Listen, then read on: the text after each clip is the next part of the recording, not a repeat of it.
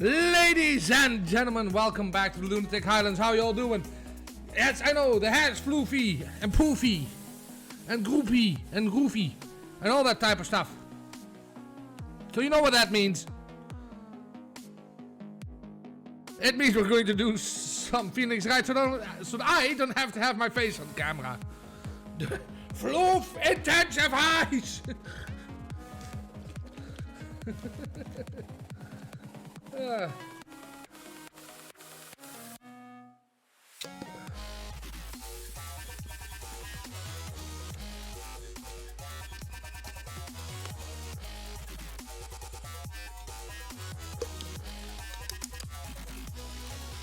It'll do.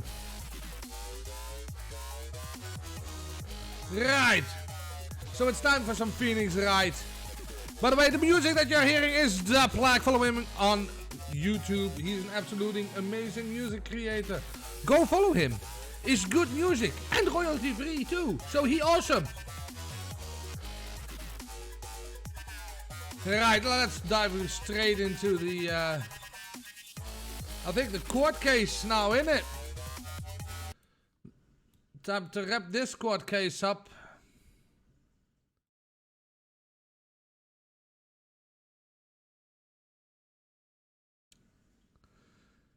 Right, so how have you been, Galway? How have you been, lady? How you two been?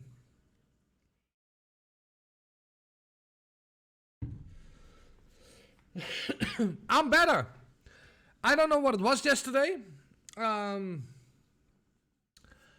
I just had a really bad day yesterday.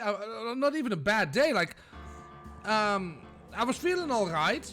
I even went out with the Dragon and our Popo, and we went to a place of work and we had something to drink. We even met Tyron there, and we were all pretty okay. So at about 5:30 we went home. And I got home and all of a sudden I'm feeling nauseous. And I'm like, yeah, Dragon, I'm going to bed. I don't feel too hot. I don't know why, but I'm not feeling too good. And I'm like, you know what? I'm asleep until 7. We'll have soup. We'll have soup for dinner, so it's an easy dinner. We'll have soup for dinner, and 7 o'clock we'll I'll wake up and I'll feel a bit fine. And I went to bed, laid down for a bit. 7 o'clock, I've actually felt worse. So I'm like, yeah, I can do two things. I can cancel stream preemptively, but I'm not going to feel a lot better. So we're like, yeah, of course, you'll see, right? First week, second week back, I'm ill. Like for the whole week would be my luck. But no, I woke up today and I was like feeling fine. So I have no idea what it was. I have no idea why I felt sick. I didn't have anything weird. I just had 2 cups of coffee as I usually do, so that's not it either. So yeah, but I'm back. I'm feeling okay, and yesterday's stream you will get returned to you all soon. I will make it up to you. I always do. Right, let's go to the live screen. Enough of me blabbering about me being weirdly ill and stuff. Could have been an upset stomach. Could have been. Dragon was thinking that I might be just a bit too tired, you know?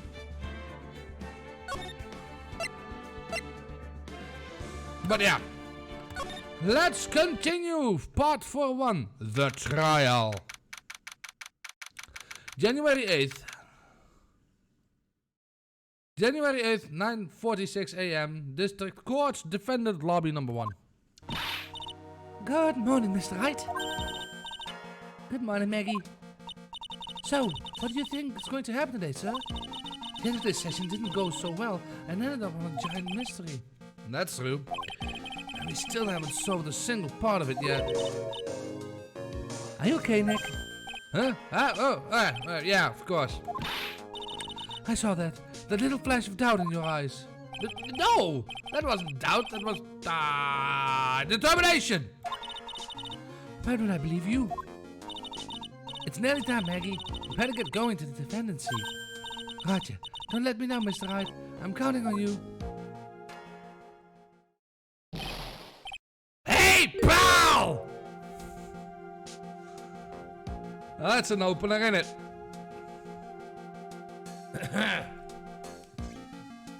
Damn!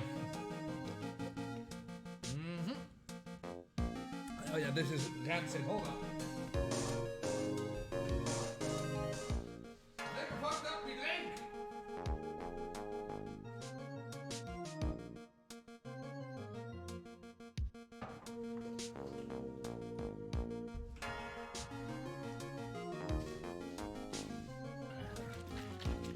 Gumshoe! Of course it is. Hey, Detective Gumshoe. Quit stressing Maggie out. She doesn't need that. How did you know she was stressed? I was rushing through the doorway. Oh. You look like you lost the case already. Show a bit of confidence, will you, pal? Hey, maybe this'll help. Have you taken up aromatherapy too? Not in a million years, pal. Don't tell me you don't remember this thing.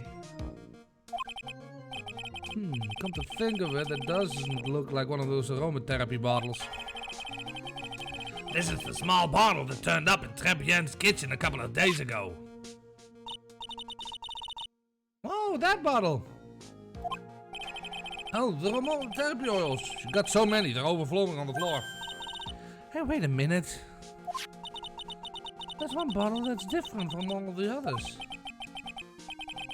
Well, what do you know? And it doesn't have a label either. And doesn't smell. We finally got the analysis results back from the lab. So, what is it? Is it the poison? I'm afraid not, pal. It's medication. Neko! Heyo!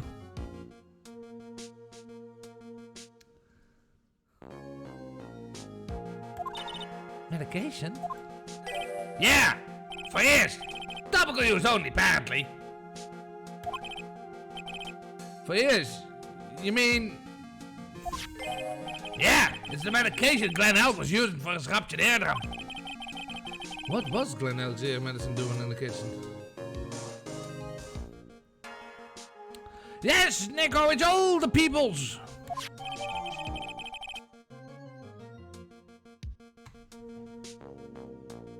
It is all the people's.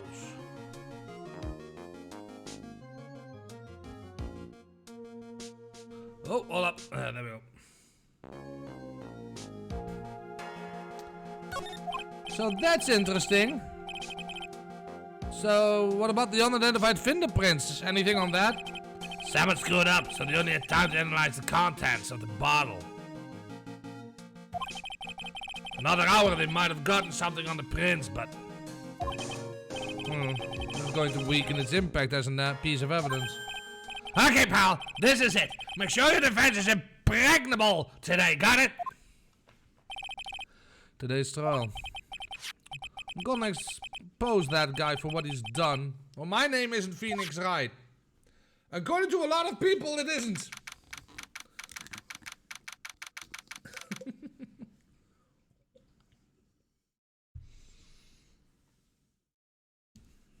January 8th, 10 a.m., District Court, courtroom number 4.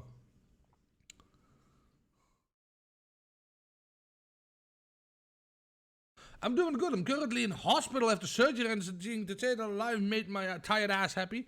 Oh, I hope it's nothing bad though. Get well soon.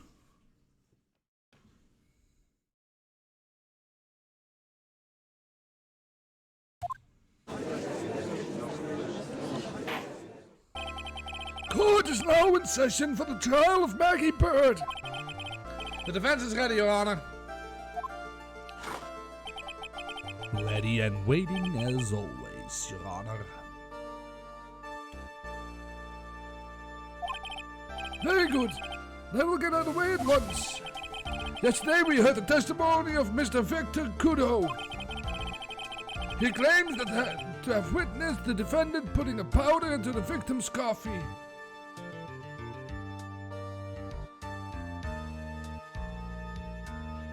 I agree with Galway! However, the witness testimony was plagued with a number of problems. The mark on the rim of the cup shows that the victim drank from it with his right hand. But according to the old man's testimony, he picked it up with his left hand. Thank you, Mr. Cadeau. Furthermore, according to the witness account, the victim was listening to the radio with an earpiece in his left ear. Yet the victim's left eardrum was ruptured, which made him effectively deaf in that ear. You're always welcome here, Neko! It's your little piece of home, right here.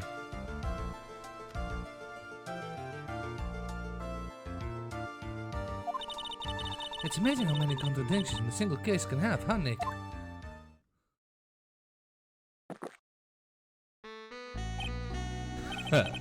Allow me to enlighten you, Your Honor.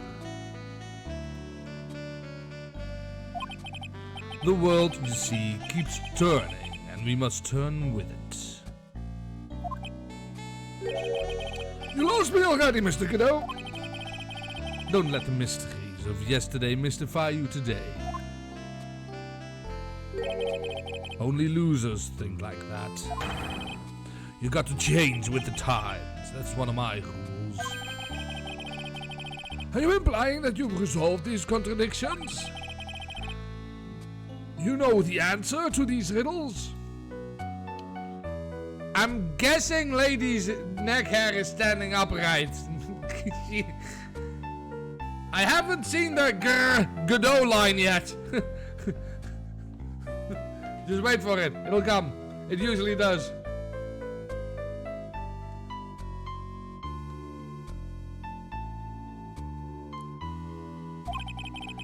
The old guy wasn't just throwing seed in here. He was throwing us off the scent. And today I'll prove it. Very well. Let the first witness take the stand. Oh dear sweet God. Alright, drinking now!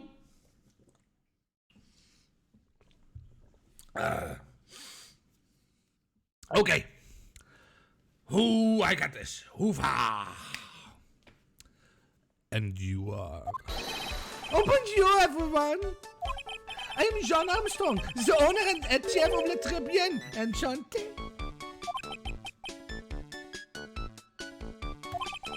Forgive me for asking, witness, but are you a woman? Oh la la, monsieur. As you can see, I'm le peur, and le perky gentleman, no?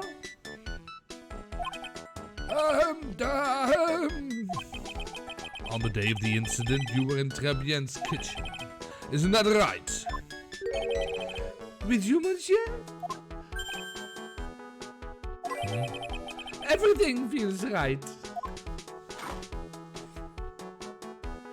Oh Lord, not him! Ha! Wow, he's totally unfazed. Does anything intimidate this guy? Very well, your testimony, please, witness. Please tell the court what happened that day at Tribune. Oui, volontiers.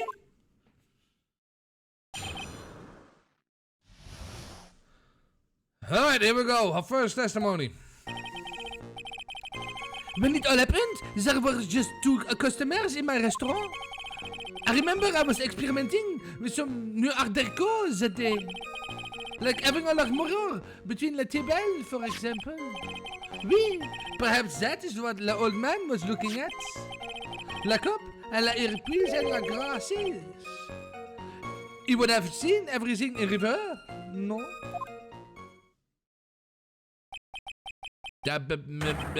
Mirror! Oui, un grand mineur. Le most enormous mirror.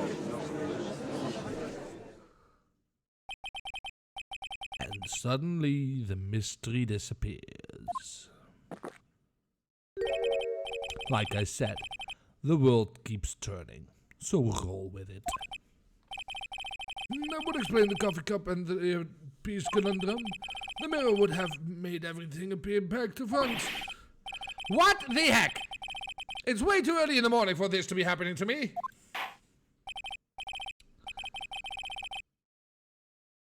Now then, Mr. Wright, you may begin your cross-examination. What is that to cross-examine? He's talking out of his ass.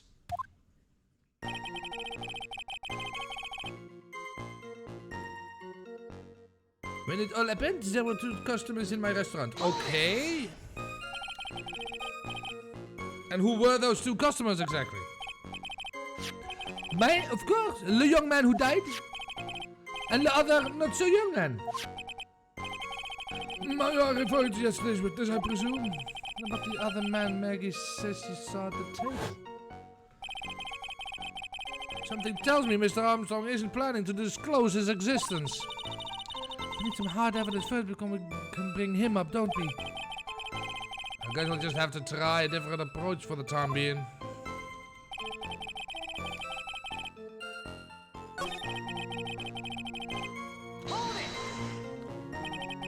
How big of a mirror are we talking about here? Boah, something 4 meters wide and about 2 meters high. Let's see, 1 meter, yeah, holy glass in the frame, that's huge. I was intending to install it on the ceiling eventually. The ceiling? The mirror on the ceiling? I don't remember. No, but I decided not to go through with it in the end. What should I do? Yes, ask him more about the mirror. If you really had such a large mirror in the restaurant, someone would have noticed it. But there's nothing about a mirror in Mr. Kudos or Maggie Bird's testimonies. Objection! You didn't ask, Wright. You only have yourself to blame for such sloppy work. What? A mirror has been delivered to Tribulations the day before the incident. Really? As Mr. Armstrong testified, he was carrying out some design changes. And it turned out he didn't actually use the mirror in the end. This just doesn't add up. Even if a mirror was delivered to Tribulations, it doesn't prove that it was in the restaurant the day of the crime. Huh. If you want to doubt someone, try it. Look in the mirror. I'm sure the person losing back at you will be dubious enough. So the witness yesterday had seen the victim reflected in a mirror.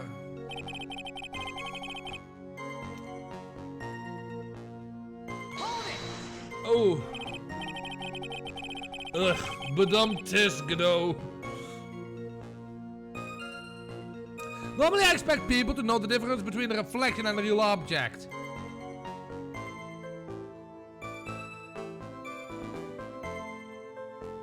Objection!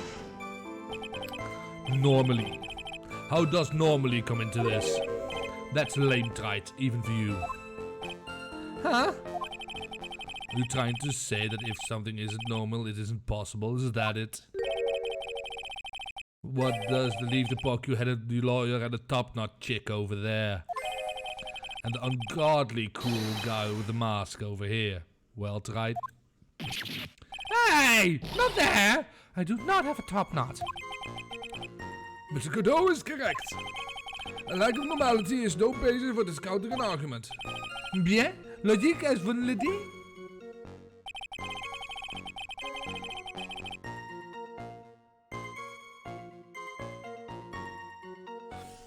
Le cup, le earpiece, le glasses, he would have seen everything in reverse, no? Wait. No, wait. That's not true. Because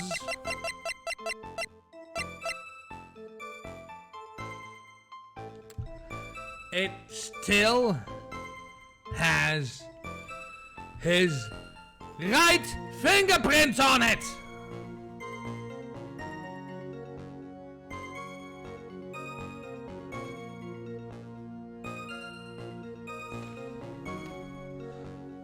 Like, that would be correct, right?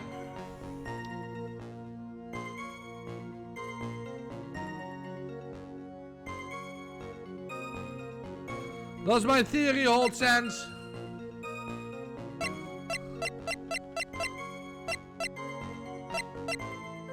Because now I'm doubting myself.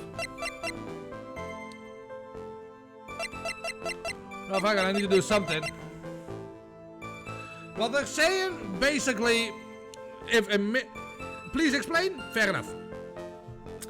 Basically, they're saying, yes, everything that Kudo has seen has been right, but everything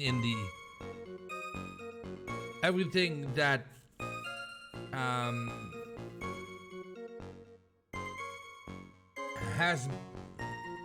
Kudo was right because Kudo screamed that he saw him drink his Javachino with his left hand. That he had the radio in his left ear, even though that eardrum was ruptured. He says he saw that, and the reason for that is a mirror.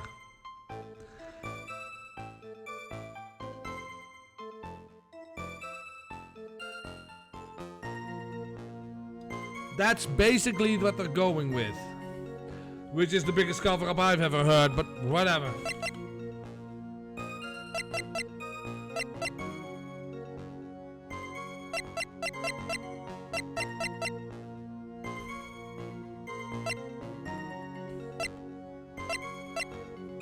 Got it?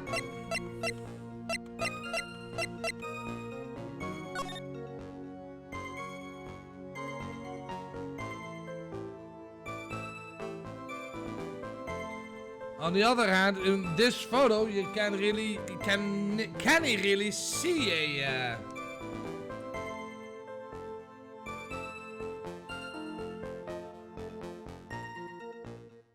oh heavens.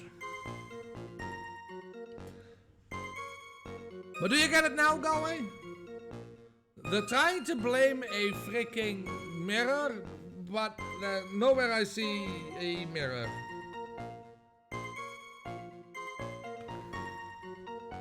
And that's basically, where would the mirror be for that mistake to take place? That's kind of the point. That's the part that I'm not really getting.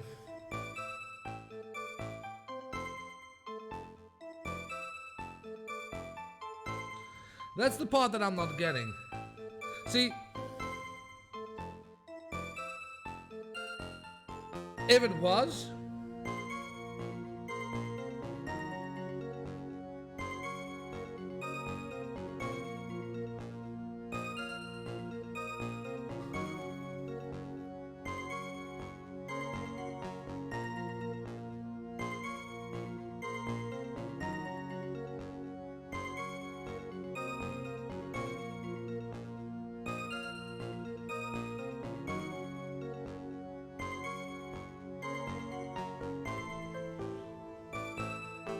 no, wait. No. See, that's the thing. That's the thing. They're making us think reverse. He does have that thing in his left ear. Objection! The coffee cup, the earpiece, and the HMD. Let's think back over Mr. Cool's testimony for a second, shall we? The boy was wearing the earpiece at the same side of the green lens of his pecs. No question, you can lock me up if I'm wrong. It was his left ear, without a doubt. And he was.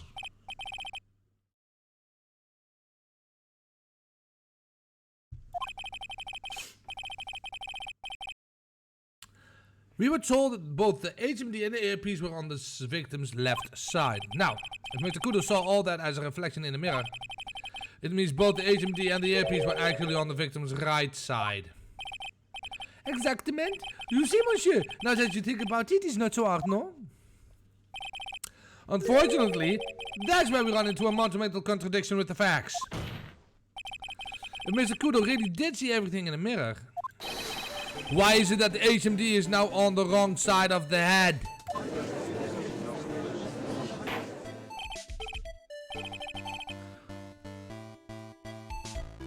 Order! Order! Mr. Wright is correct.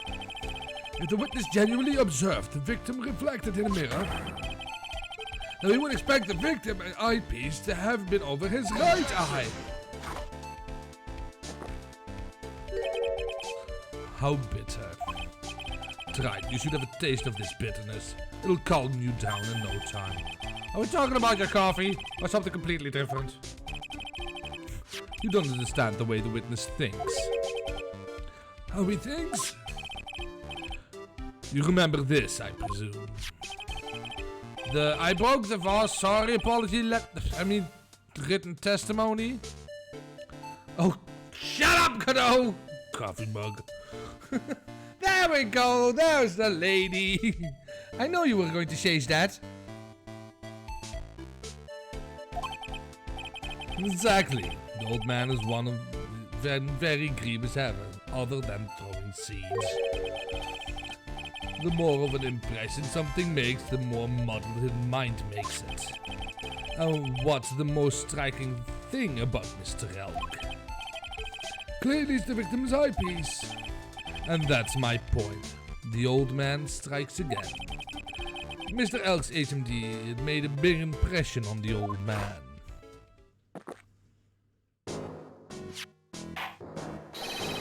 I saw the AP in newfangled spectacles he was wearing. Oh yes, they were both on his left ear. Do you hear? His left ear. Well tried. That's the worst, but best impression of Kudo ever. Wow, I really thought he was old seedy for a minute there. Kudo's good. No, he isn't! Enough! Must agree that yesterday's witness was irresponsibly rash in much of his testimony. Bad luck, Nick. Looks like the boil of another contradiction you found is just a rash. A mirror can't be beaten by a handful of seeds, nor can it lie. So, what exactly was the old man looking at? Fill us in, Mr. Armstrong. Go on. Tell the court. We're all ears. Oui, I can explain. Please, if you will look at le plan of le restaurant.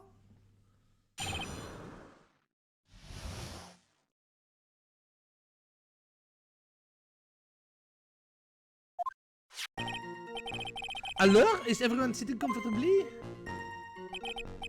Le mirror was in the middle of the restaurant, dividing the two elves. There is only one seat from which you could have seen an image of la victime. That was the seat at the table next to la victime.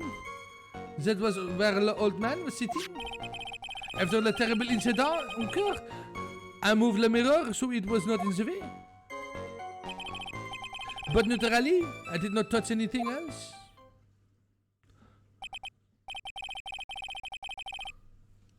No, dude, there's no freaking mirror in the entirety of that freaking pink hole. Agreed. I see no problems with the explanation we have just heard. From the table next to the victim, Mr. Kudo could have, yeah, seen the victim in the mirror. What a little coquet I am, confusing all the men like this. Don't worry about it. We can keep up, except from the guy breaking out in a cold sweat over there again. I hate that guy!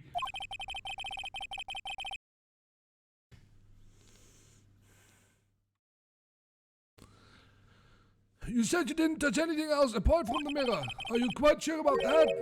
Volunteer? Of course. I am so going to grab him on that.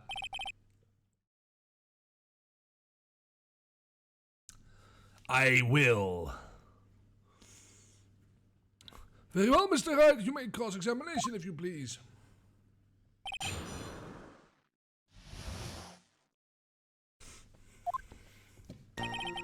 The mirror, it was in the middle of the restaurant dividing the two halves. There is only one seat from which you could have seen the image of the victim. That was the seat on the table next to the victim.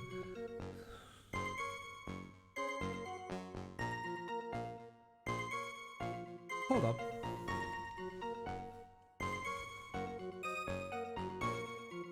Hold up. Hold up.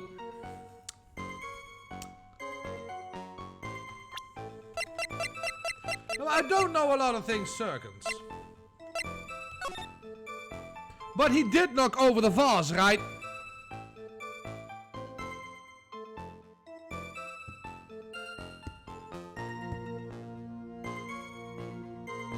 So why is that vase standing up?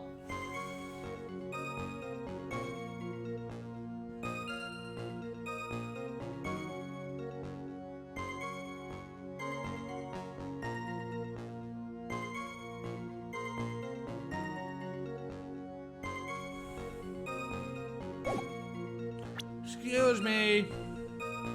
Objection! This piece of evidence contradicts what the testimony we just heard, Your Honor. The crime photo? Yes. This photo clearly shows something that theoretically should not exist. What on earth do you mean by that, Mr. Wright? Should not exist?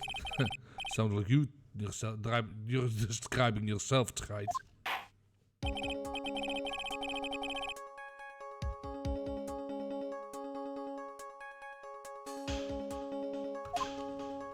Yeah, like I said. Was it something that should not exist in the photo? Yeah, the simple. Take that! I think it's pretty obvious that this should not be in the picture. The vase? What possible connection does that have with the witness testimony? Your Honor, I'm telling you that there should not have been no vase on this table. Because it very contradicts with this very piece of evidence. Do we still have that thing? I broke the vase and so yeah, there we go. Take that!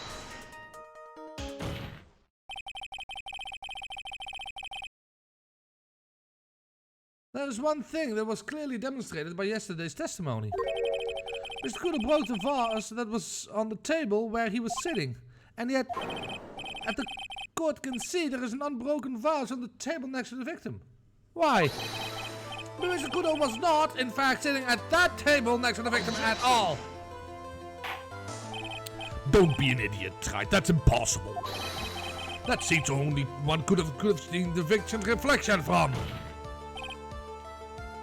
Exactly. There's only one conclusion we can draw from this contradiction. There was no mirror in Tribulations that day. The testimony, Mr. Armstrong, is an elaborate lie. Mon Dieu! Objection! Don't try to confuse the court, Wright. Obviously, the witness cleaned up the vase, while the police were taking their time getting to the crime scene. Unfortunately, Mr. Godot, that doesn't quite work for me. Mr. Armstrong already testified to the contrary. In his own words, I did not touch anything else except the mirror. Ugh.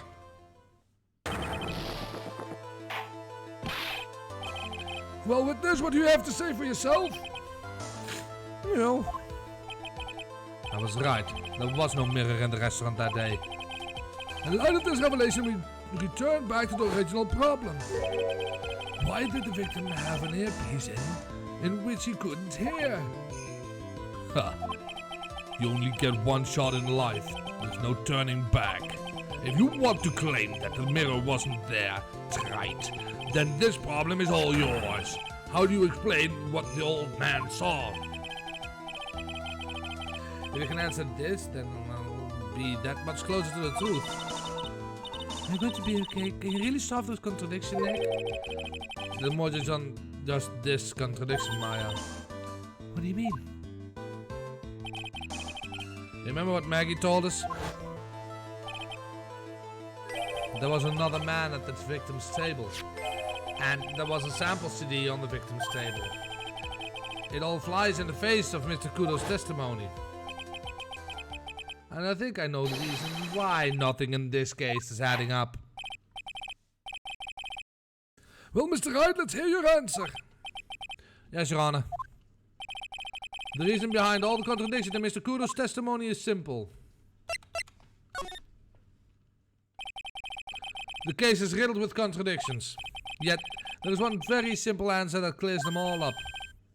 And that is, the incident Mr. Kudo witnessed and the incident the victim experienced were two completely different events. What? Yes, the victim that Mr. Kudo saw wasn't Glenn Elk at all. It was an imposter, a phony pretending to be Mr. Elk.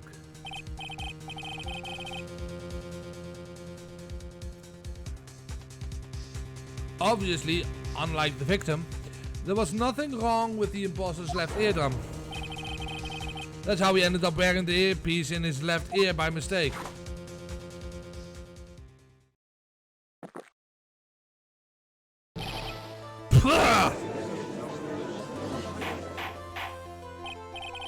Order! Order! Order! Couldn't resist. Order in the court! Settle down or I'll clear the courtroom! Quiet, Gramps. Why don't you clear out of here, huh?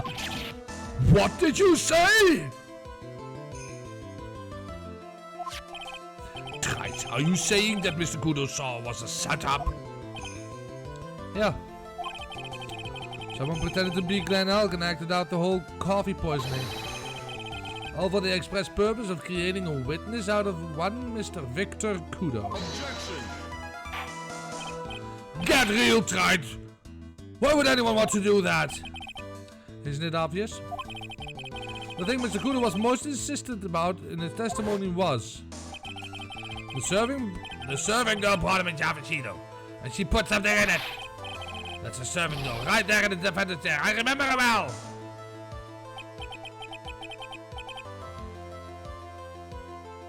Exactly. It's so hard to believe, but there was one and only one reason to show Mr. Kudo this strange poisoning. To show Maggie Bird in the act of poisoning her coffee. Are you insinuating that waiters in the old man's story was a fake as well? It's true that there was no other customer in the restaurant at that time, but it's also true that the chef was there. You would have noticed what was happening. That's right. Well, witness, if your restaurant really is the scene of such theatrics,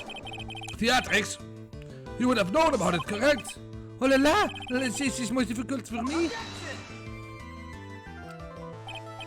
Nah, it's quite simple. All you have to do is testify. You're under oath, after all. Was there, in fact, a phony at Tribune that day? The defense demanded Mr. Armstrong tell the whole truth about what happened.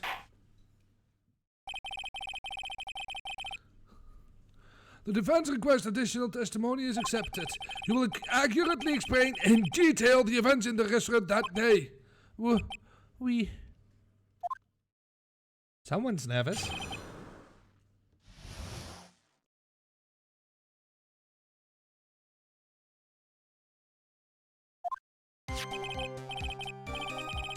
Le victim, Monsieur Elk, he came to my restaurant alone.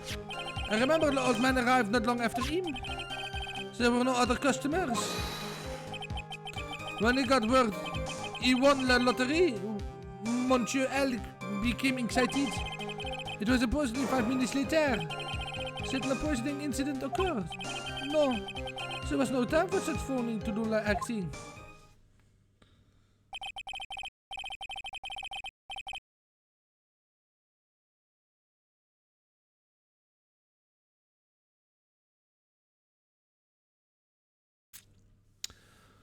Just so we're clear, there was no mirror in the restaurant after all.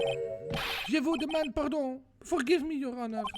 I lied because I wanted this mess to be cleared up so quickly. Why would he stay in the restaurant after winning such money? That's a lie. Exactly.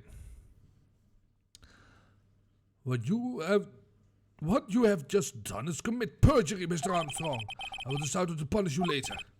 Oui. For now, we will hear your cross-examination, Mr. Wright, if you please.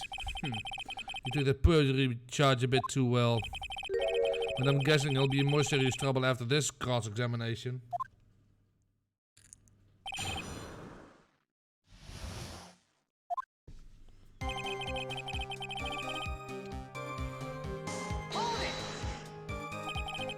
Was he alone at his table as well? My we? I saw him from the kitchen. Yet the defendant, Mr. Bird, remembers it differently. She swears there was another man at the victim's table. Objection.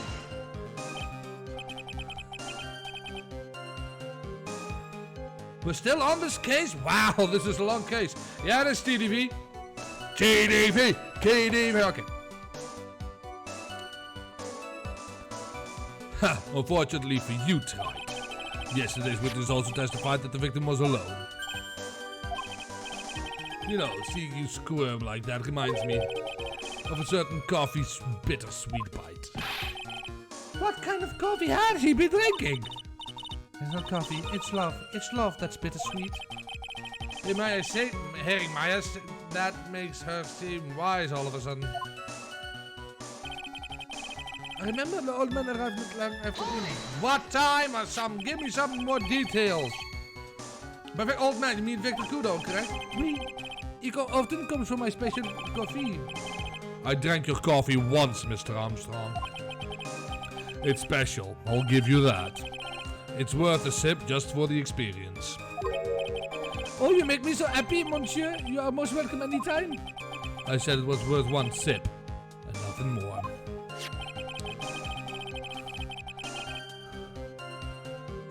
So old Mr. Kudo arrived at the restaurant at the same time as the victim. Maybe I should ask about his arrival in more detail? Yes!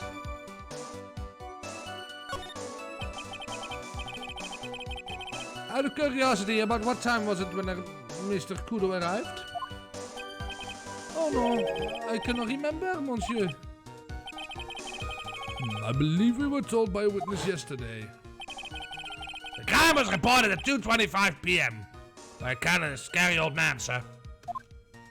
One sip. The verbal memory witness. The incident happened about 20 minutes after he arrived. So the victim must have arrived between 2 and 2:10 or? Just after 2, huh? Thank you for the help in jogging my memory, monsieur. You are wonderful. I can't sit here all the time. I can't sit here all the time and do nothing now, can I? The time of the day will be added to the victim's testimony. Oui, monsieur judge. Everything I do it for you. Merci bien. That's French, isn't it? I'm glad at least one person is in a good mood. He's even humming a song to himself.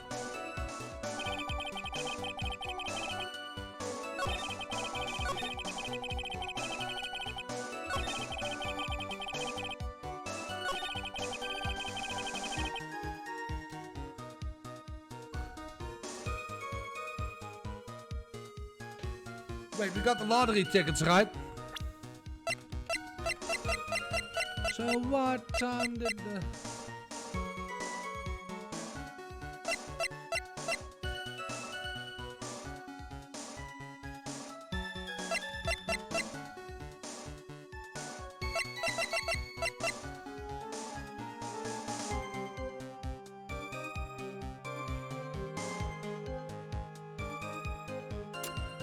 That's in-fucking possible.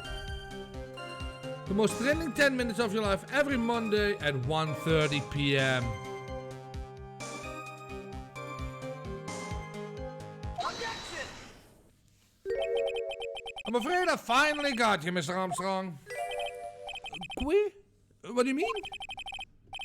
At the time in question, the victim was listening to the radio with his earpiece.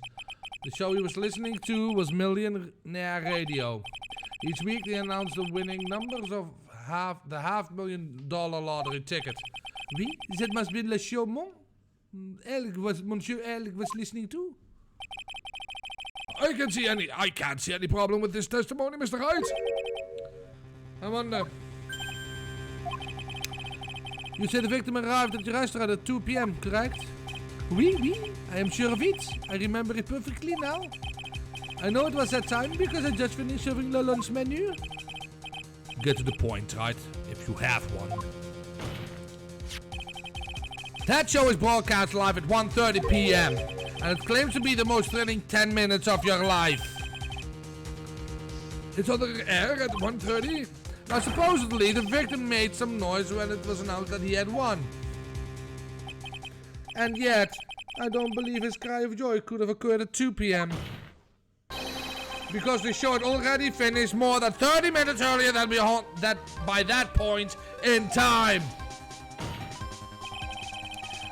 This victim we've been told about has done nothing but the impossible. Listening to the radio with ruptured eardrum, catching a show that was already over. There's only one conclusion you can draw from these facts. The victim was an imposter. Acting out the poisoning 30 minutes after the real murder.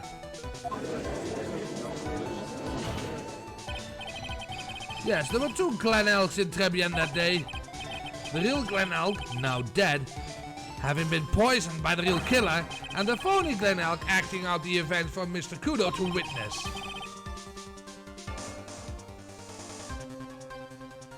It certainly seems that way. I mean, if that wasn't the case, how could you explain the time discrepancy? Quite a performance, Wright. You were almost on a roll. But sadly, you lack the rock-hard foundation of rhythm to build your song. What is this? Music Theory 101? Let's recap. According to your imaginative theory, it's now just after 2 p.m. The phony elk is performing play for the benefit of Mr. Kudo. How do you explain where the real Glen Elk is? I don't believe I have to spell it out for the court. However, at that time, the real Glen Elk was already dead. That's certainly the obvious conclusion. Thank you, Tide. That's exactly what I hoped you would say. What? Now, I presume you can prove this theory of yours. Can you explain where the missing corpse went to? Yeah, I can. The missing corpse? According to the old man's testimony, there was only one other customer there. And that customer was the phony Glen Elk. Then where did the killer hide the real body?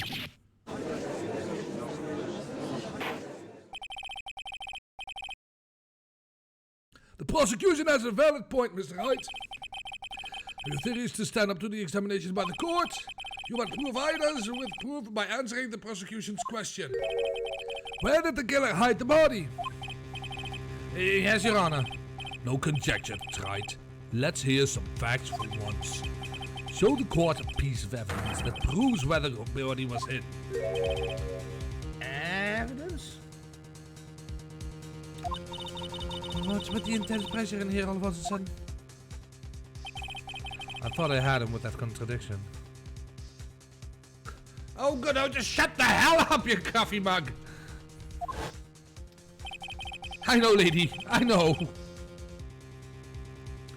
But he's turned it all around and backed me into a corner instead. Well, Mr. Wright, the court will now hear the defense theory and evidence. First, where was the body of the real... Inside.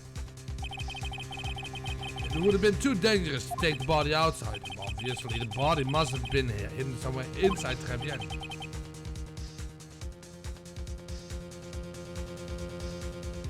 Interesting. Where could the body be hidden inside a restaurant? Perhaps you would care to show the court on these plans, Mr. Wright? Yeah, there's only one place left. The exact location where the body was concealed. Come on, we all knew this. The body was hidden here. I see. Nice supposition. But the real question is, can you back it up? Where's the evidence that proves the body was hidden in that location? Of course! The green bottle! Take that!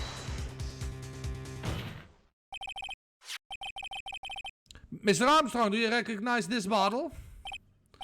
No. I have never seen that ugly bottle before in my life. I only use the very best bottles, monsieur. The highest water quality, only for me.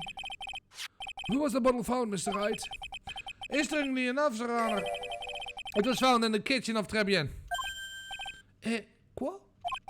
But I only ever use these bottles for my aromatherapy oils. But this bottle doesn't contain any aromatherapy oil, Mr. Armstrong. No, it contains medication. What kind of medication? I'm sure everyone remembers, don't they? That Mr. Elk visited an otolaryngological clinic and was given medication that day. Otolaryngological. There we go. You can't be serious.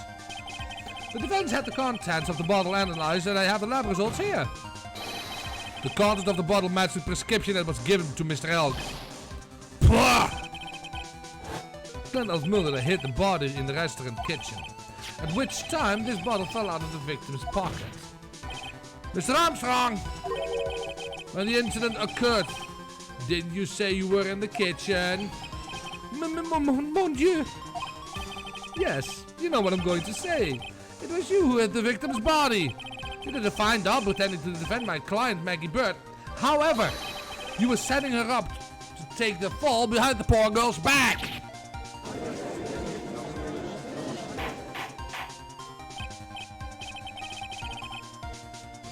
Order! Order! This is a very extraordinary development. Witness, did you murder Mr. Glen Oak? Never. I could not do such horrible thing.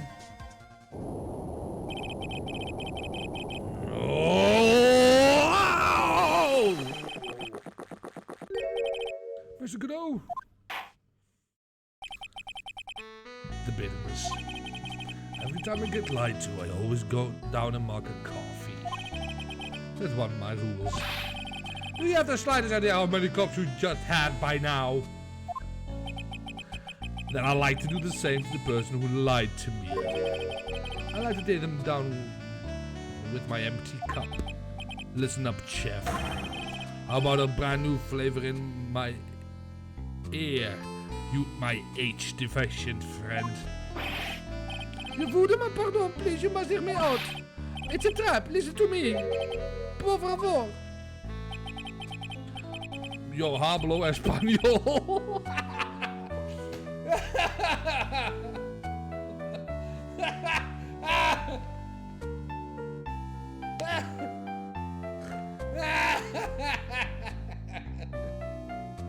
Yo hablo español.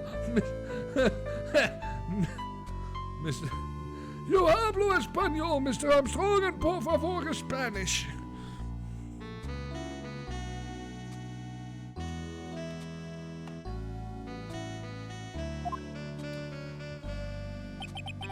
I'm only going to ask you once. Did you do it? No, absolutely no. Let's hear it. You got one shot. Right, Gramps? Witness, the court will permit you the chance to make one final statement. If you lie under oath again, Mr. Godot's coffee mug awaits you. As does my gavel. Oui, it is clear. What do they always say in these movies? I got a bad feeling about this.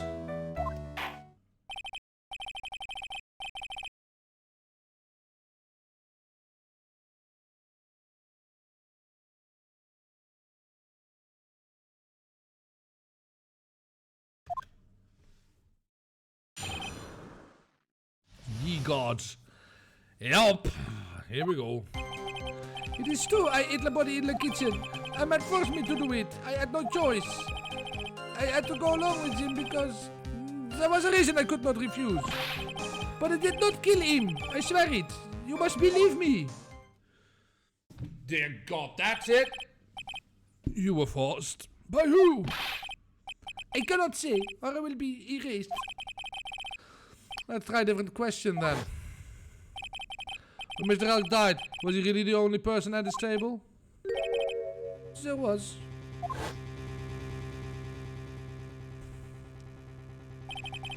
There was another man. I knew it. Maggie was telling the truth. Can we cross-examine the witness now, Mr. Wright? There's just one more thing I need to do. Gotta break this guy and get him to tell us the name of the real killer.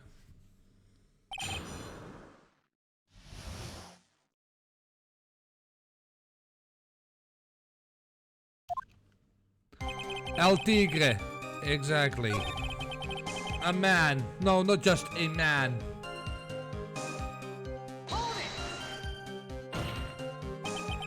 What man? Who was he?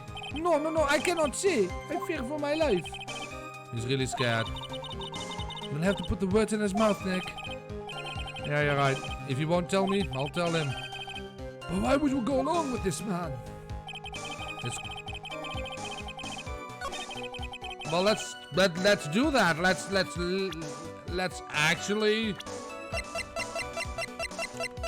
put the frickin' words in his mouth. Objection! Let's end this dance of ring around the rosy, Mr. Armstrong. This is the man that you've been referring to. Ah! Who is that? I feel like I've seen him somewhere before. Oh, I don't know. Maybe a month ago in this very courtroom. This man is Furio Tigre, the manager of a loan office called Tender Lender. There's no point trying to hide the truth anymore, Mr. Armstrong. I know you couldn't go against Mr. Tigre, at least not while he had this on you. The loan contract.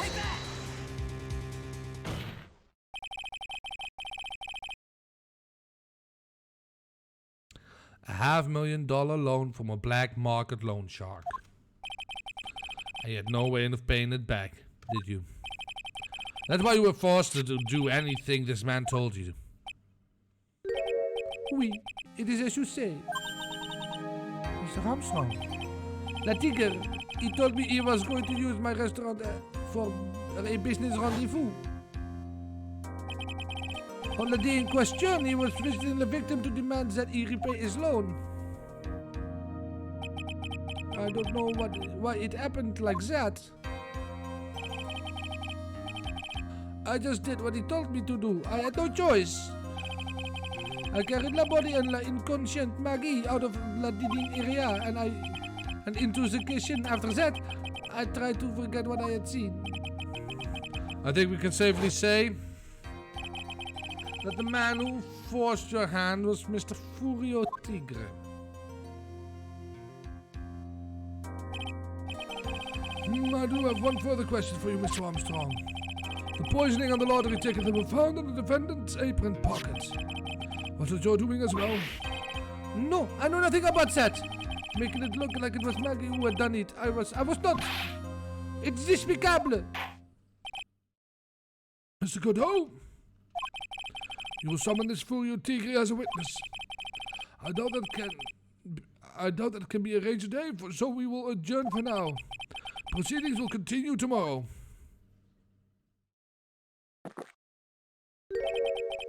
"30 minutes. What? The trial will go on. I'll go see to it myself. I'll need half an hour to get that guy on the stand. Not a minute more. How the... Don't sit back and relax yet, Wright. No one knows if that Jeffrey is really telling the truth or not. The trial could still go either way. Very well, your request is granted, Mr. Godot. We will resume once Mr. Tigre is ready to take the stand. Until then, court is adjourned for 30-minute recess. Jeebus, tap dancer Christ. Godot is pissed he was lied to. Oh yeah. Oh yeah, he is.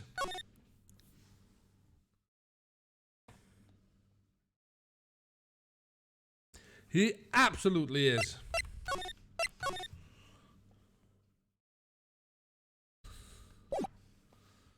Let's see this trial to the end. How about that? Usually I quit here, but I've only been alive for about an hour or so. Let's do this.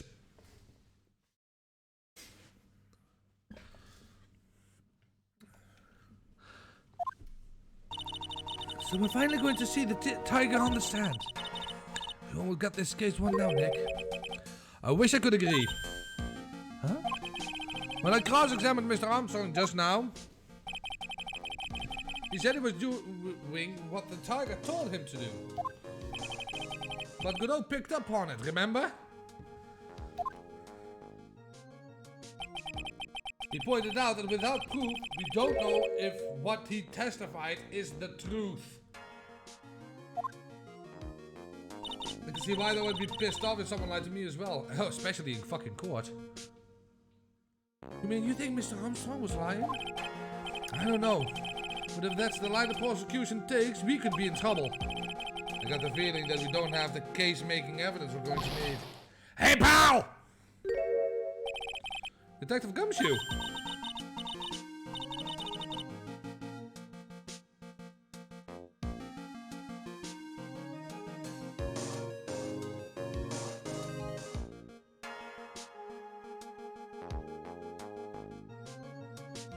Oh no, that should not express silly in court and be pissed if anyone lied to me in general. Fair! What are you so jumping about, detective? Your hair's standing on end. Hey, that's the pot calling the kettle black, little Miss Top Knot. It's not a top knot. Never mind about the hair, just calm down, alright? I can't stand still, but I don't have a job to do. I kinda get wound up. Ah! No kidding. You gotta have something with me to do, pal. Anything! I'm gonna take a jog back down to the precinct. I could get some sprints analyzed for you if you've got like an hour. An hour? The trial will have reconvened by then. But Nick, we still don't have a really decisive piece of evidence, right? True. Without some kind of trump card to pull out of the bag, we're really stuck. You said you couldn't get some fingerprint analysis done in an hour, right? You bet! In that case, would you mind checking the prints on these for me? Oh, the bottle. Oh, the bottle. Oh, the bottle. Oh, that bottle. If you're going back to the station anyway, could you figure out whose prints are on these? Oh, hey, that's a small bottle I gave back to you this morning, right? Yeah, I think it's time we solved the last mystery of who the prints on this thing belong to. Sure thing, pal. Actually, it's been on at me too. Okay, I'll get this off to the lab right away. Just make sure you don't lose that case before I get back. This is pretty much the final showdown, I guess. It's time to separate the phonies from the real guys. Hell yeah, Gumshoe. I don't want to emphasize, he's jogging. He's actually jogging back to the precinct. Alright, quick bathroom break time. I will be right back. Don't go anywhere.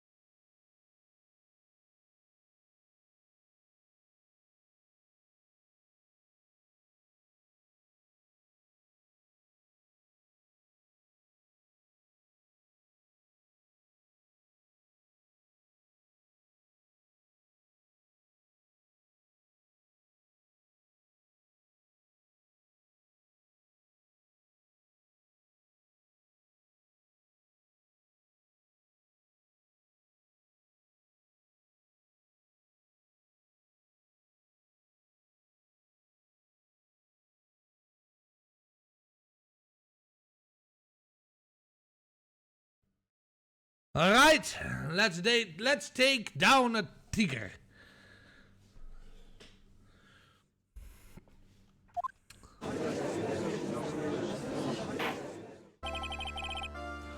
Court will now reconvene, Mr. Godot. Did you find this Furio Tigre? I even tamed him for you. It was a 3-cop job, no problem. Tamed him? The guy's name is maybe Furio Tigre, but come on. He's pretty lively. Be careful, he still bites. Very well, please show Mr. Tigre to the stand. Witness, please state your name and occupation for the... Don't hide under the table, my hand. There's room for me down there too. I am, would you mind, What did you say to me? No, nothing, say nothing honest. Who could have guessed that fear would induce a bad Brooklyn accident to the judge? I got business to take care of, you hear me? What else got me in this hole? Was it you, Spiky? No, of course not. It was the judge. Your Honor? Oh dear, I seem to have dropped my pen. Where on earth is it? Don't mind me, just carry on with the proceedings as normal. That's it. We're doomed. Maybe you just didn't hear me. I said, who the hell was that called me in here? There's no need to shout, we can all hear you. What'd you say? There's no point struggling. You're caught in a snare. The relentless snare of the law. Spiky, pot, kettle, black. And I'm the one that hauled you in.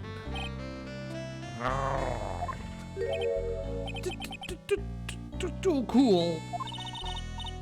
Don't let him get the better of you, Nick. Let's start with the basics. You know about the incident in question, correct? Incident? I know nothing about no stinking incident, masked boy. You mean you didn't attend the previous trial of Maggie Bird? Maggie who? I got more important things to do than watch courtroom dramas. Of course, well, perhaps you can give your testimony then. Please tell us about what you did on the day of the murder. Phoenix Wright. You's the one that set this up, didn't you? You's gonna regret the day you ruffled the tiger's fur. You hear what I'm saying? Oh. Maybe I should have brought a diaper with me today. Get a grip, Nick. Top knot, get onto that get down from there. I don't know nothing about no murder. I tied up... Oh, Phoenix. I was tied up with business in December last year. Spent all of my time in my office. I got bills lined up to borrow cash from Tenderlander every single day. You want to check my alibi? Just ask for a letter. At last I found my pen. Very well then, Mr. Wright. Your cross-examination. Ah! What is it? Please, witness, if you could refrain from shouting like that. I know the kind of games that guy in the blue plays. That lowlife ain't no lawyer. He just punches away at stupid details till he wins. Lowlife? Me? Listen up, Smarty. Every time you ask me something that doesn't relate to the case, I'm gonna bill you $50,000. And you're gonna borrow the cash from me. That's one loan contract I refuse to sign. I don't think that ain't gonna hurt when you tangle with the tiger.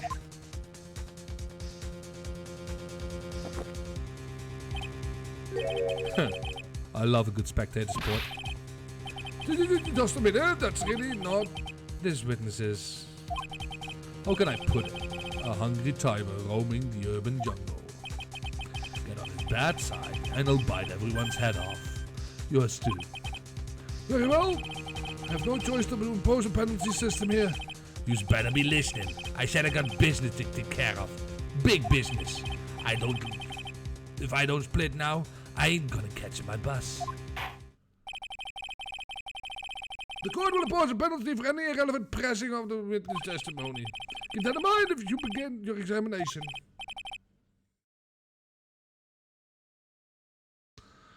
Okay, you can do it, Nick. Come out from under there already, would you, Maya?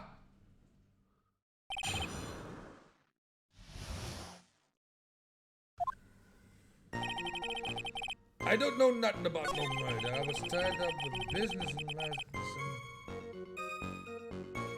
I'm pressing. No, on the calendar. No. Are you sure about that? We're talking about 1 month ago, you know. You see these teeth? That's how sharp my secretary is. Sharp? Is he talking about Viola Cadaverini? She writes everything in my schedule. December, mainly in office. That's what it said, so that's where I was. Dat seems like rather a sketchy schedule. There he goes again. What the tiger did all December isn't the issue. What's important is what he was doing on the day of the murder, so... Now what? No. Mr. Tiger, what do you want? If you wouldn't mind going into a bit more detail. This is a dead end, Wright, and you know it. Remember the rules. Your boss, you have a scooter, you limp noodle. Did you just call Furio Tigre a limp noodle? Perfect. No, it's essential that we establish the witness alibi accurately. I agree.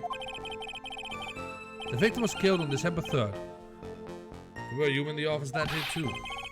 Maybe you ain't listening. Of course I was. I never set foot outside. I had meetings all day with a bunch of cats wanting to do business with me. I ain't never seen that young kid before. I do believe the witness statement was important. Mr. Goodall, if you could please... Mr. Tigre, the court asked you to add that last statement to your testimony. Why is the judge sitting backward? No, he is hiding under his desk.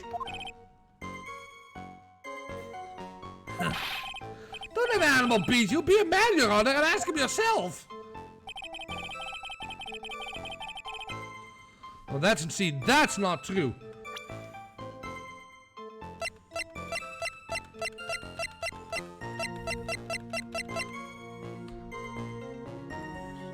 Objection! Bullshit!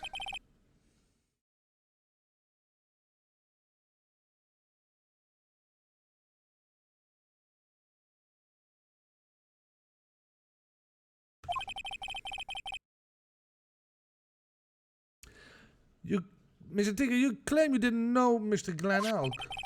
But it appears that Mr. Elk knew you. What?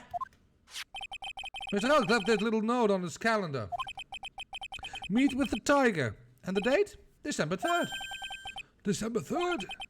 That's the day of the murder. So, Mr. Tigre, I submit that you did indeed know one Mr. Glen Elk. Because on the very day of the incident, you met with him.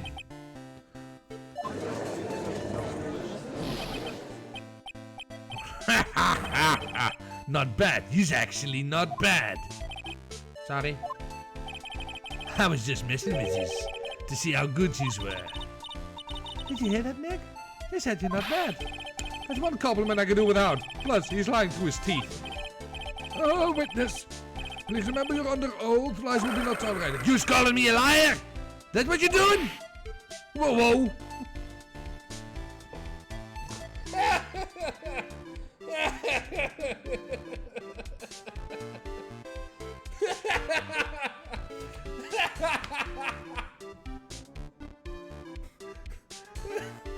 That's... And suddenly... Whoa!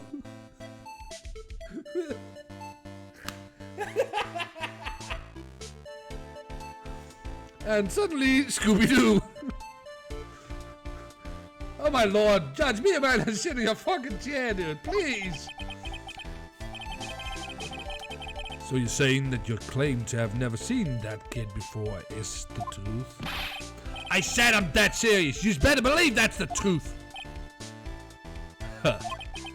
Then I'd say that gives me time to enjoy another cup of pure black magic. That is, will you testify for the court again, Tiger? Well, yes, would you mind indulging the court witness? You never actually met him? That's gotta be a lie right there. It's time I nailed this guy.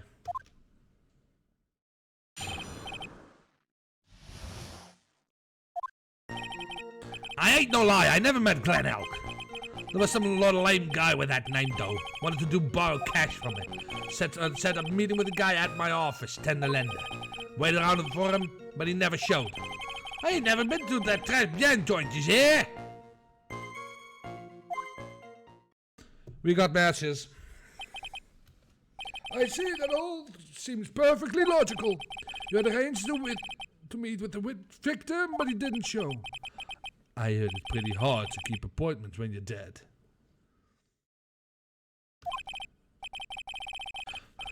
Well, they could have gotten... He's got picture with fucking hair on it. Ah, what you talking about, huh? I'm sorry, I love doing that accent. Oh, you're right. But, like, the CD isn't the thing. Like, he says he never went to Tribulations. I have a matchbox of Tribulations that we found there at the lender. So that's that. Like, that is not even... Didn't I tell you got big deal going down today? I ain't gonna make my bus now. I'm gonna have to take the express train. That bill's gone straight to yous. Right.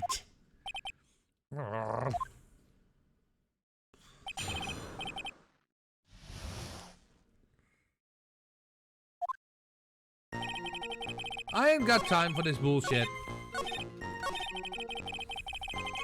Because I smell bullshit when I see it. Never. Not even once. Not even once. I was in my office that day when that went down. I didn't put no poison in no kid's coffee. Capiche? Do you think he really didn't meet Glen Elk? Not likely. Because I'm convinced this guy's behind the whole thing. So you mean that whole testimony just gave us a lie? Of course. So we can't afford to give him time to think of ways to plug the leaks in. I got the time to nail him while I still can. Couldn't that been brought by that creepy girl, Viola? Most likely.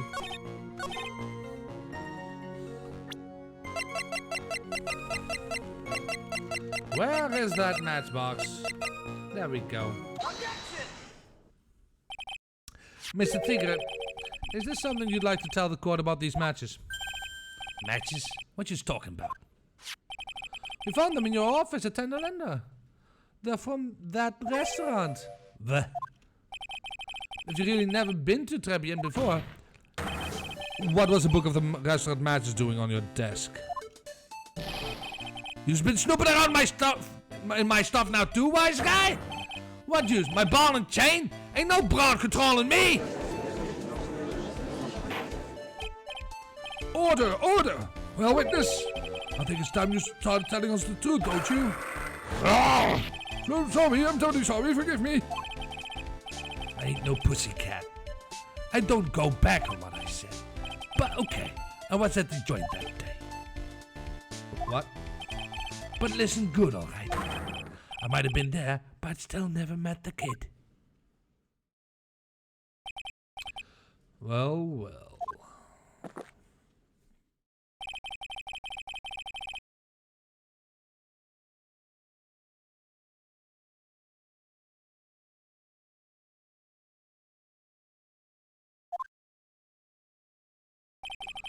I'm this close to proving it was him. He did meet Glen Elk that day, and he did put poison in his coffee. He must have. He met the phony? Nah.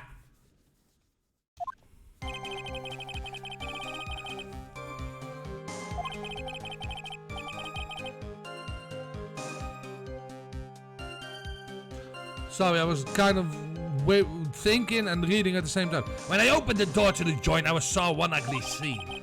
The guy was laid out over the table, stiff as concrete. I figured that if this was the place it wasn't hot already, it's gonna be, so I split. I split. What? I split. I heard the cop sirens on my way out and went straight back to my office.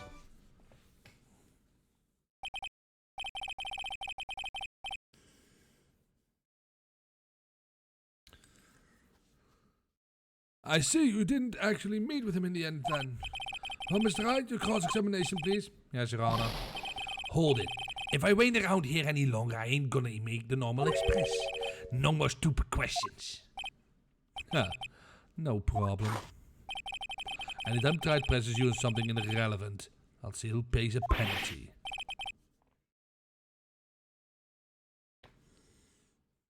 Mr. Godot, that's my job. Your job is to slam that little hammer of yours and call it for a guilty verdict. So do it. Yes, sir. The special express ain't cheap, right? Just so you know who's paying. Oh man, doesn't he know? Doesn't the rule of law mean anything around here?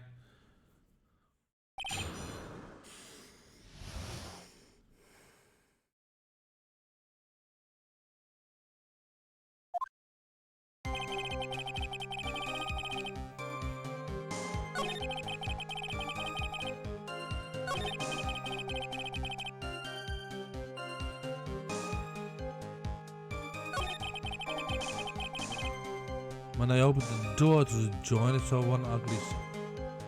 Hold up. One thing that is clear from this trial, judge has no backbone. The guy was laid out over the table. Hold up.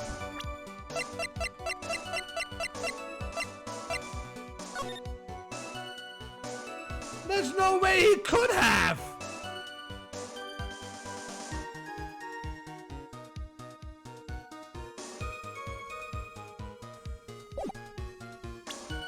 Back off! Objection! You're something of a loan collecting pro, aren't you, Mr. Tigre? No one escapes the tiger's clutches. Well, I'm something of a lie detecting pro. And no one escapes the phoenix clutches. I think it's time we got something straight. What's this, Wright? A new line of irrelevant questioning? These are the floor plans of the crime scene. You say you were standing at the entrance, Mr. Tigre. From there, your field of vision would have been covered an area something like this. Indeed, the witness would have had a clear view of the victim's seat. Is that what I just said? I saw the back of the kid's head. Unfortunately for you, that's not possible.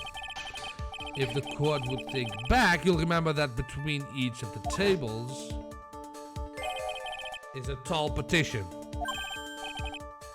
Why, that is true. And look at the plans again. The truth is painfully obvious. From the entrance, the field of vision of any customer walking in ends here.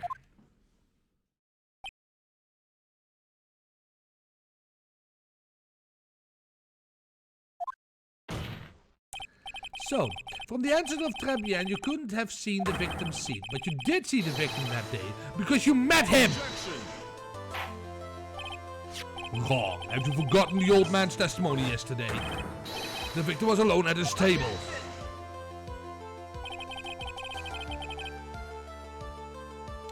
But the defense just proved that point to be moot. The victim witnessed by Mr. Kudo was not planned out by the fake. What? In order to have Mr. Kudo falsely testify, the real killer proposed as the victim he had just killed and acted out as charade. That will do. This trial has gone long enough without the obvious question being answered. Who exactly was this real killer who impersonated the victim? You say the killer murdered Glenn Elk and then impersonated him. Excuse me. And then impersonated his victim in a performance for Victor Kudo. In that case, Mr. Wright, reveal the identity of this criminal to the court. That's easy.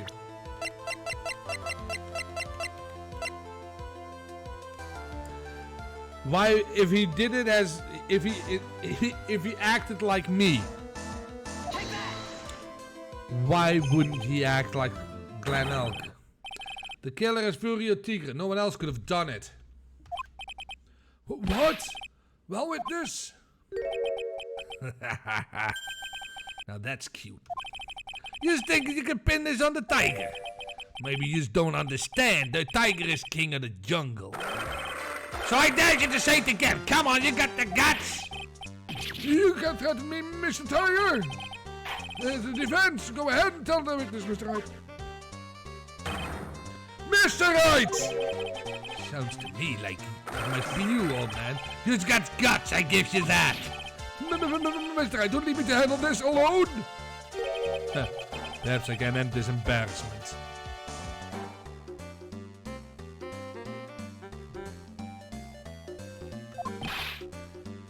Mr. Godot? Let's just go back over Mr. Godot's testimony one more time. The old man didn't see just the victim. Oh, no. The servant girl brought him in cappuccino. She put something in it. There's no question about it. She very conspicuously put some white powder in there. Was the victim he saw the real victim or no? That doesn't matter. In fact, it remains he saw the accused put the poison in the coffee. Guess it was the waitress who poisoned the coffee. Very impressive, Mr. Godot. Waiting for my absence to launch your attack. Huh. Found your pen at last, right? It was in my pocket. Anyway, Mr. Kudo witnessed two people that day. He saw the victim, the supposed Mr. Glen Elk, and the witness from behind. Yes, your point, Mr. Wright. I think that the conclusion is obvious. If this Glen Elk was really the killer in disguise, then surely it's possible the waitress was also part of the show. What, you mean the waitress was an imposter as well? The defendant, Mrs. Bird, fell unconscious immediately after the incident. And someone used her fainting to hatch an elaborate plan to pin the murder on her. Who on earth was this? Who was this waitress that Kudo has witnessed? Now we pick Viola.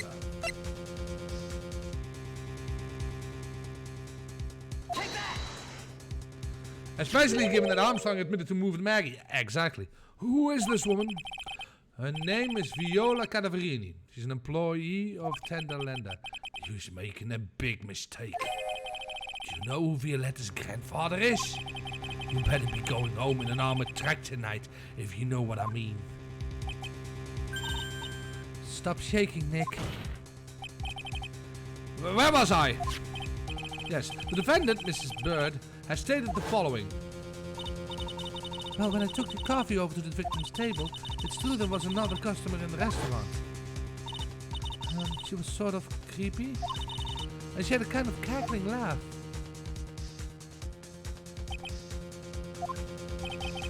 There's too many contradictions in this case. The second man at the victim's table who nobody but Mrs. Bird seemed to have seen. The earpiece worn by the victim in his left ear when that eardrum was ruptured. The radio show he was supposedly listening to half an hour after it was over. There is only one logical explanation that clears up all these contradictions. The whole incident took place twice. Once for real and once for show. And Mr. Furio Tigre, the only person who could have committed the crime, is you.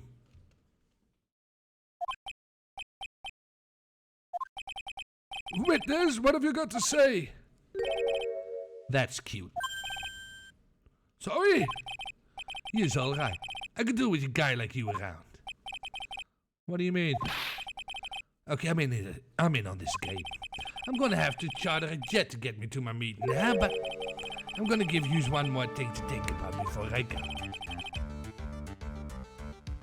Also, why does he look so orange? He always has been. Ash? No.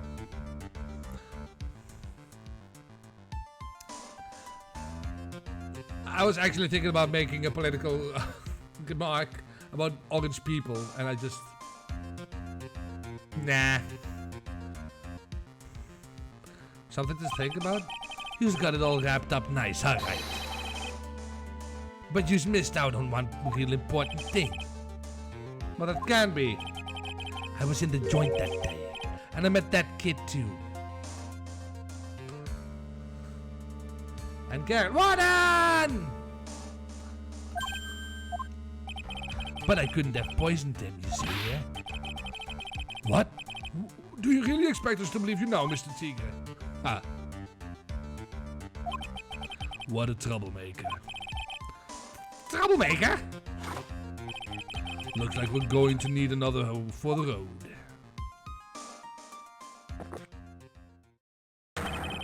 One more steaming cup of hot testimony.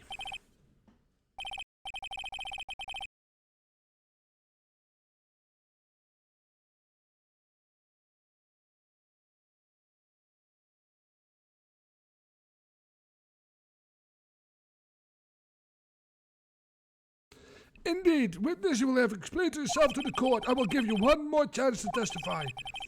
What happened that day at Tribulations between yourself and the victim?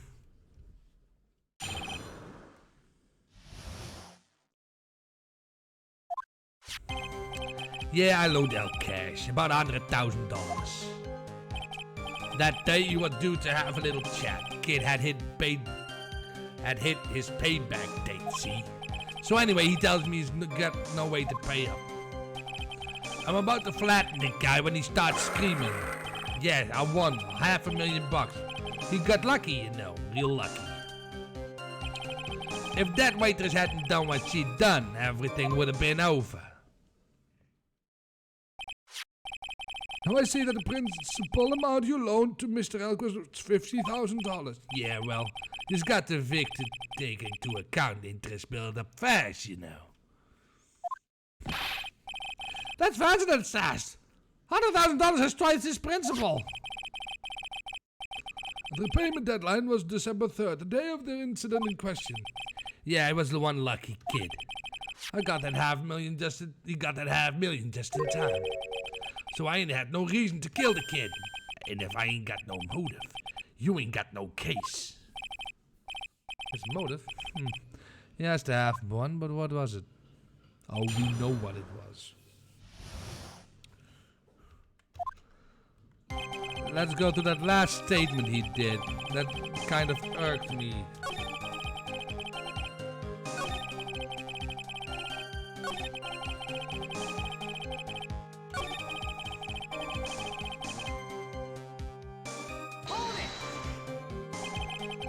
The waitress, you mean? The girl with the glass in the defender's chair. Who else could I mean? She hadn't gotten away. Things could have been better bing, bada boom, over and done with. Hi. 600k is more than 100k. Motive. What do you mean things would have been over and done with? Are you all there or what? I'm talking about the cash. I was there to get my $100,000 back. That's all. I'm a businessman. I was all coming together before that waitress got in the way. As far as I can tell from the witness testimony, other than recouping his loan, Mr. Tigre had no motive for killing the victim. Witness, you will amend your testimony to reflect what you just said. Good. That's what I wanted.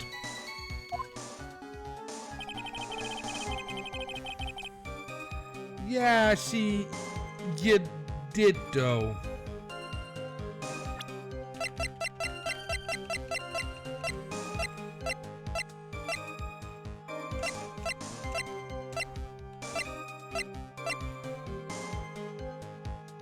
He did though.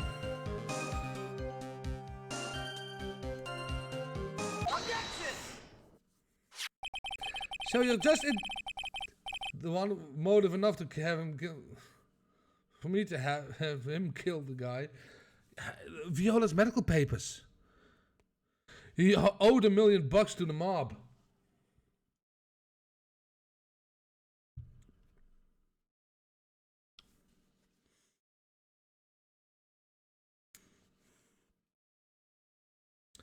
So you just intended to get back the $100,000 that Mr. Elk owed you, correct? I loaned the guy the cash, so that's my right. Unfortunately for Mr. Elk, $100,000 wasn't enough to cover it, was it? Huh? About 6 months ago, you were involved in a traffic accident, weren't you? An accident involving a car and a scooter in which a young woman was injured. She was taken to the hospital where she underwent surgery. Where did you get all this info? These medical papers document the treatment of the young woman in question. According to these, her operation cost $1 million. Payment for these expenses was due in December of last year and was paid in full. $1 million? That's a preposterous sum. Someone should sue these HMOs. No one would pay a bill like that. If the medical association got wind of it, the hospital would end up as dead as a morgue. But Mr. Tigre had no choice but to pay, because his very life depended on it.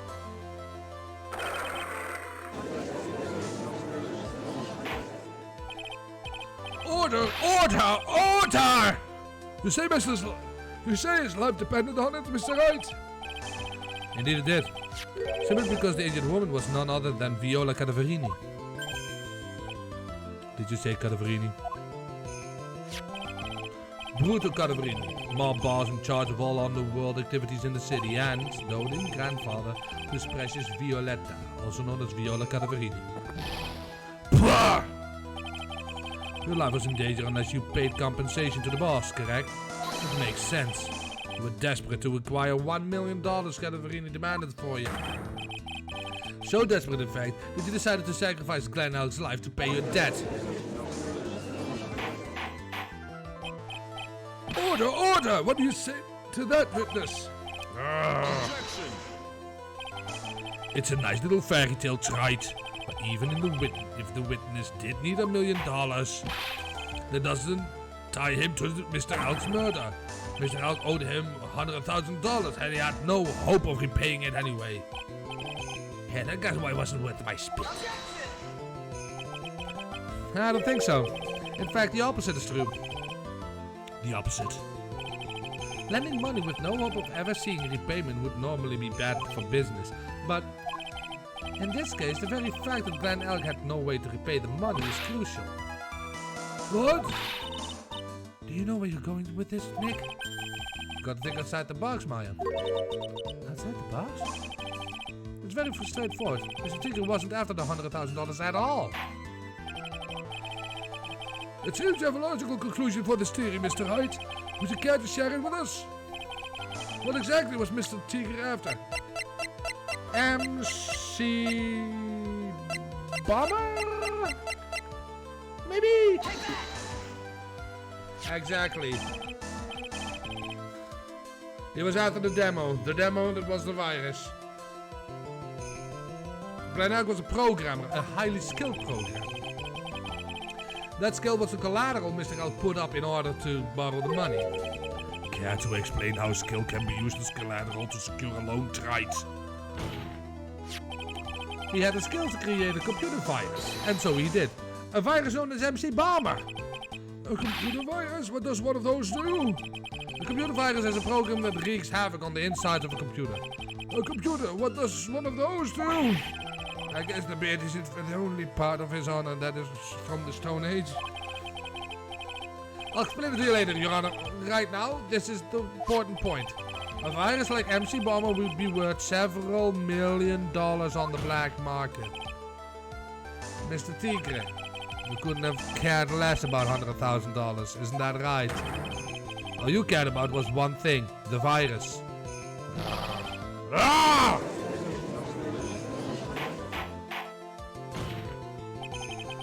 On the day of the murder, Mr. Tigre's sole intention was to get his hands on the CD.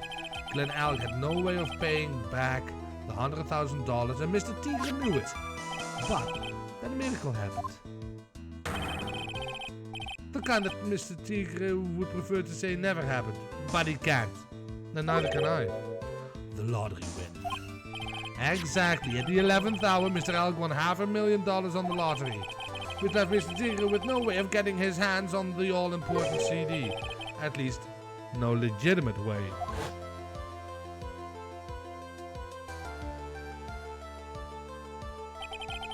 So he resorted to illegitimate means. That's crazy. He murdered Glenn Elk and then made his next move. To free Maggie Bird for the crime. Mr. Tigre posed as Glenn Elk, while Viola Cadaverini played the role of Mrs. Bird. And then they reenacted the whole thing in order to establish a witness. The witness being the one we all heard testify yesterday, Mr. Victor. Objection. Like I said, right, that's crazy. No one could pull it off a stunt like that. For starters, there's no way the chef could have kept in the dark about it. But Mr. Armstrong was in on it from the very beginning. Have you forgotten already, Mr. Godot? Mr. Armstrong owed the witness money too. $500,000, in fact. He had no choice but to go along with Mr. Tigre's plan.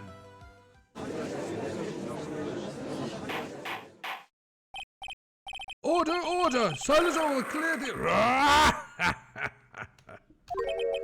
You put on a good show, Spiky. If you want to stay alive in the loan shark business, you gotta be careful. You're saying I dressed up like the kid, create a witness, and frame someone. If I did something crazy like that, I'd leave a trail as bright as my shirt. I ain't dumb enough to do something sloppy like that. I agree. Yeah, you do. Despite your appearance, you're very careful. That's why you took one more precaution. One more trick to make sure Mrs. Bird had no way out. What? Another one, Mr. Wright?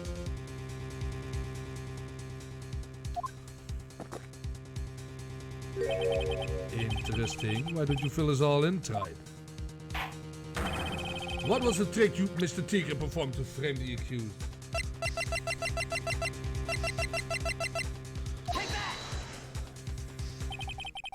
What on earth is that? What an insult to think anyone could have been fooled by such childish imitation. Consider yourself insulted, Your Honor. Mr. Tigre, you didn't just pose as the victim on the day in question. A month ago, in this very court, you posed as me. What?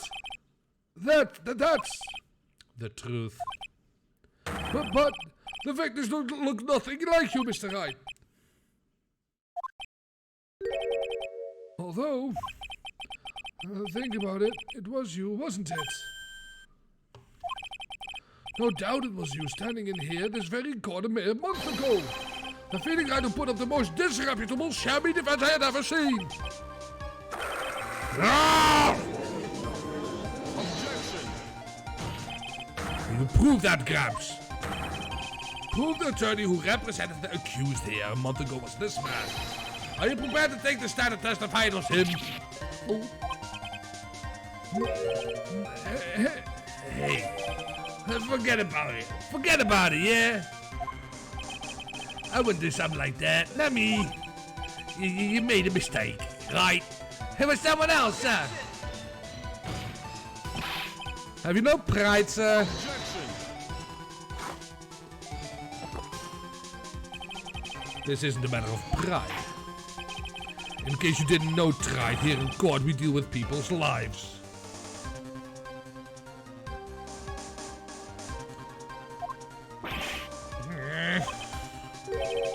No, he's a tiger, not a lion. Excuse me? Mr. Godot was right. Of course it's a matter of pride. I agree, lady. Your Honor? Speaking for myself, I am absolutely convinced. The attorney in question was the witness standing before me now. However, I preside over this court as the judge, with the vested power to hand down a verdict. Someone in my position cannot be swayed by a memory without evidence to support it. What?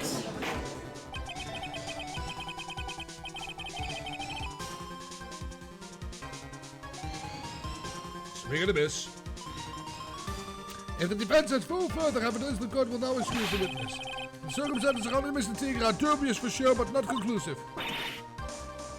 But we come so far. You say he impersonated Glenn Elk. You say he impersonated you.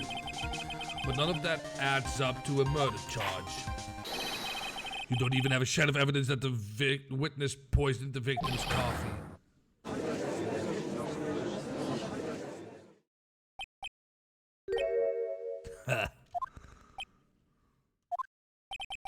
Sucks to be you, Wright.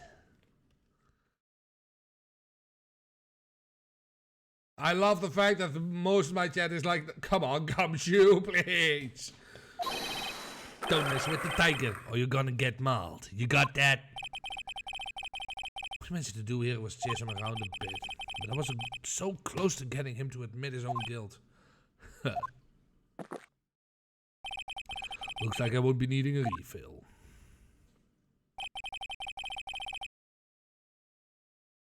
If I just had one more piece of evidence, or maybe I could get Maggie off the hook. The witness court examination is over. You're free to go, Mr. Tigre.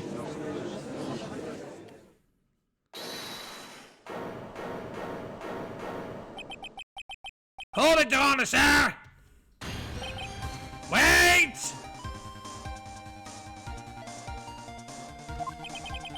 Detective? Detective Gumshoe! Sorry, Dr. Long. I staked everything on this. My patch, the wax. So here it is. My heart's counting on this too. What is it, detective?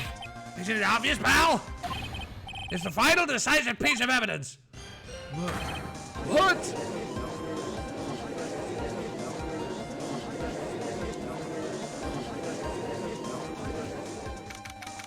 January 8th, 2:48 p.m. District Court, Defendant Lobby number 1.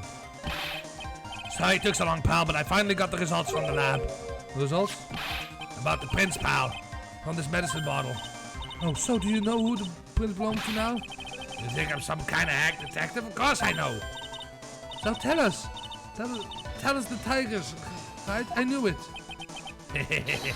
You bet. Clear as crystal all over the bottle. The Furio Tigre's paw prints, all right.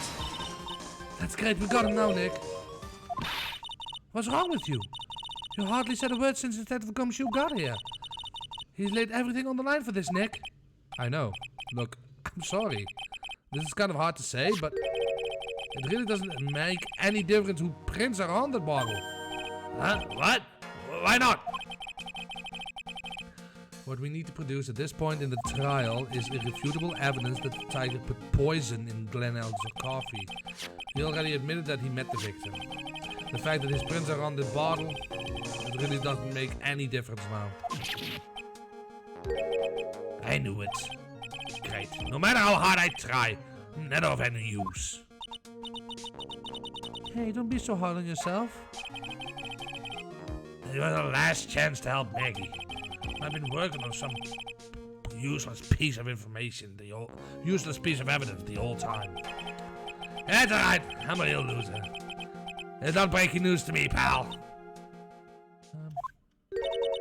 Detective Gumshoe? Maggie? You've been working on something for me? Sorry to let you down, Maggie. I know you didn't do it. And I'm a detective. We're supposed to be able to prove stuff like that. I'm really sorry. I'll get out of your hair now. Detective Gumshoe, wait! He's gone. Is there anything we can do now, Nick? I wish there was. Gumshoe worked so hard to get that evidence. Only there was some way I could have used it.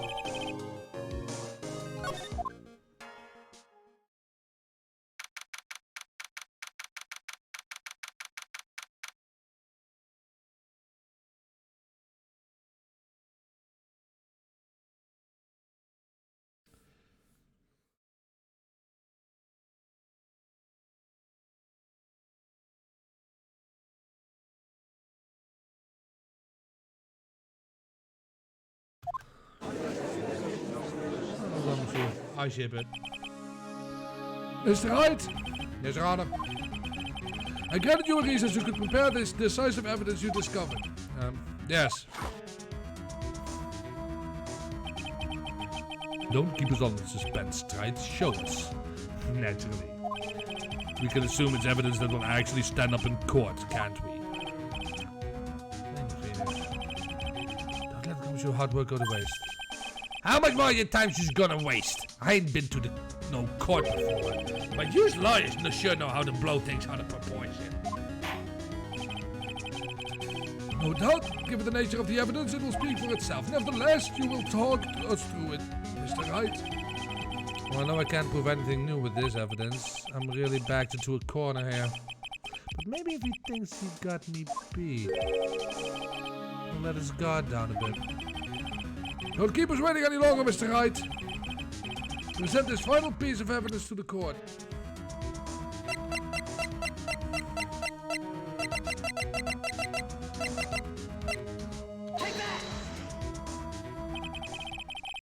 This is the defense's final piece of evidence. Isn't that the victim's... Your Honor?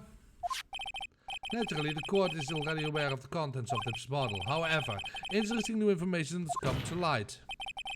You've clearly identified some fingerprints on it. Fingerprints belonging to you, Mr. Tigre. What? But Mr. Wright, what conclusions are you hoping to draw from this new information? Everyone in here knows what the bottle contains. Except for one man. One person in this room could theoretically be in the dark. My prints are on that pansy-looking bottle? Is that what you're saying? Well, what the hell is in it anyways? Phony trial, phony lawyer, phony clues. Everything about this case has been phony. Seems like the perfect excuse is use some phony evidence. Mr. Tigre, this is the size of piece of evidence that will prove your guilt. Why? Because it contains... This bottle contains potassium cyanide. Potassium cyanide? The poison you used, Mr. Elk, Your Honor. The victim's killer used this very bottle. And on this bottle, Mr. Tigre, we found your fingerprints. Well, how do you explain that? Ha ha ha! You'd make a good clown, you know that! What? You ain't never gonna get this to stick to me. This is just making me laugh now. You think a cheap bluff like that's gonna fool the tiger? A bluff? I can see straight through you, Phoenix Wright. That ain't the bottle with the cyanide in it. No, this is the bottle we found traces of poison in. Don't mess with the tiger, you're gonna get ripped to shreds. The cyanide bottle was brown and it was made of glass. A cheap piece of trash. Don't look like naked. Done.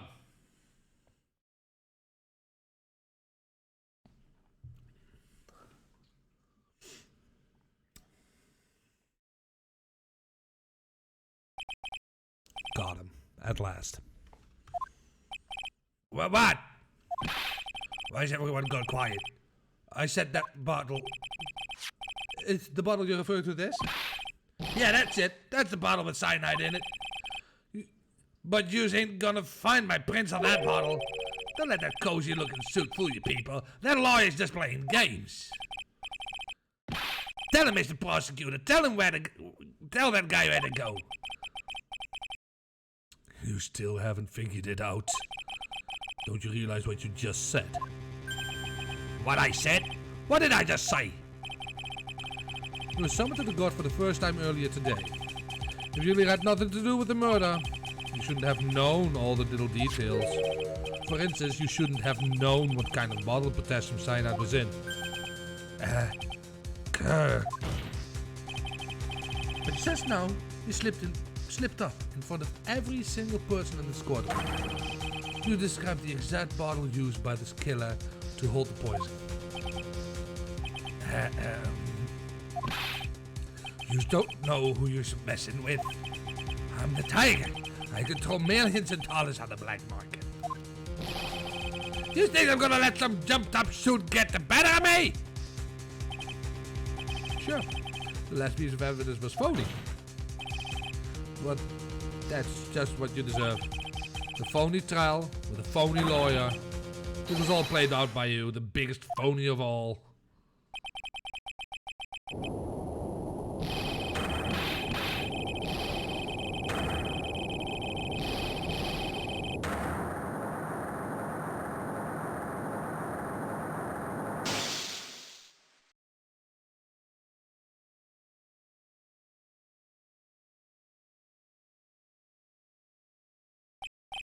What's going on?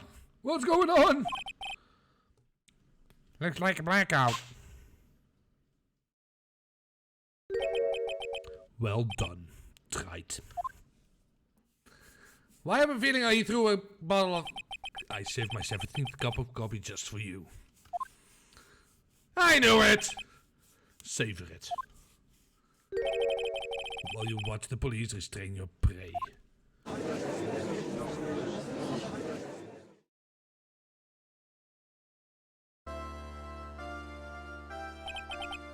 Mr. Wright, you caught a tiger by his toe, but if this one hollers, he won't be let go. Now then, how are things going with Mr. Tiger, Mr. Godot? He's being arrested on suspicion of murder of Glen Elk, Your Honor. He roared enough to get a power cut, yeah. Fortunately for us, we managed to rectify a very grave error. This bird was found guilty in the absence of a genuine defense attorney. Yes, she was. And in the absence of a genuine verdict. But the tiger made one mistake. Indeed. We very nearly got away with everything if it wasn't for that one slip of the tongue. Furio Tigre is truly a frightening criminal. The truly frightening one is that defense attorney over there. Godot.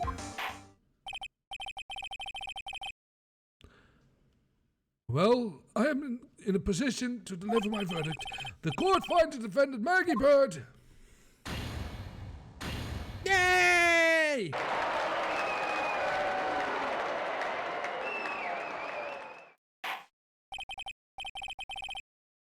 That is all. Court is adjourned. Woo! Hooray!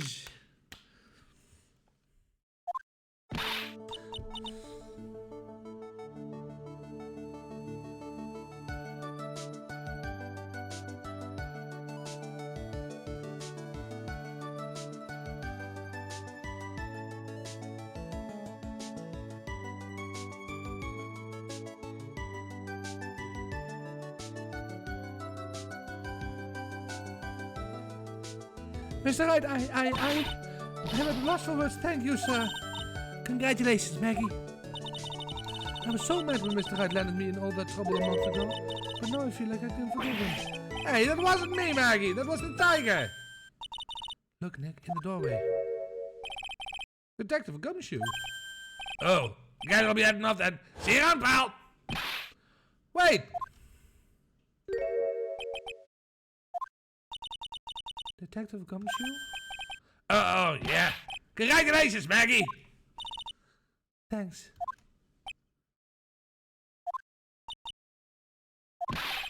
I knew you were innocent all along. Why didn't you say that in your testimony then? Huh? Oh, well, I was... Well, I guess I'll be heading off then. See you around! Wait up, detective! He just ran off.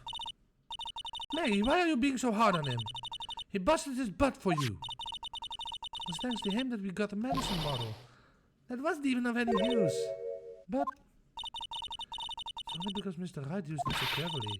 Detective Cove was just running around in circles. Poor guy. Looks like she still isn't ready to forgive him. Can you put it in good word for him, Nick? Yeah, Mayor's right. I should help Gumshoe out. It's clear he needs it.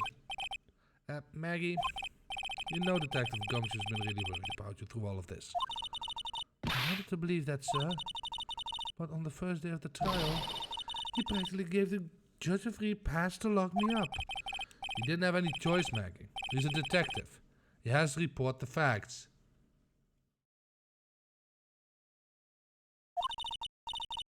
He doubted me, that's why. He thought I might have done it. I got to prove to her that Gumshoe really cares about her. I know. I'll give her a little present to celebrate her freedom.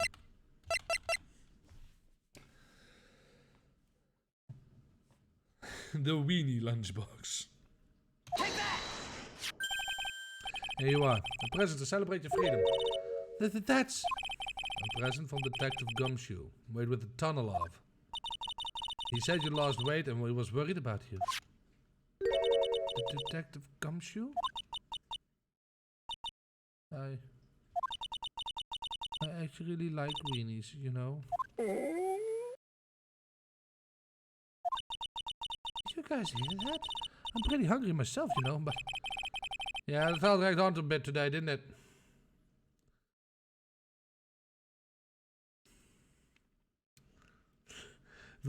Phoenix would have been able to use it cleverly at all if it wasn't for Gumshoe. Yeah, very true. Pity she doesn't like weenies. She does!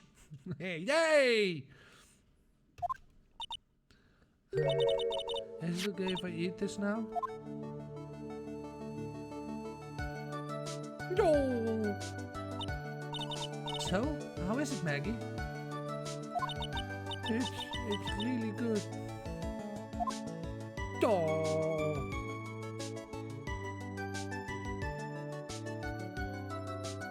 So the case of the phony versus genuine comes to an end. The false allegations surrounding Maggie have all been cleared up. And who knows? Maybe a whole new chapter of her life is about to start. Wait, how'd you get the fork? Oh, it was... Lunchboxes usually have a fork with it.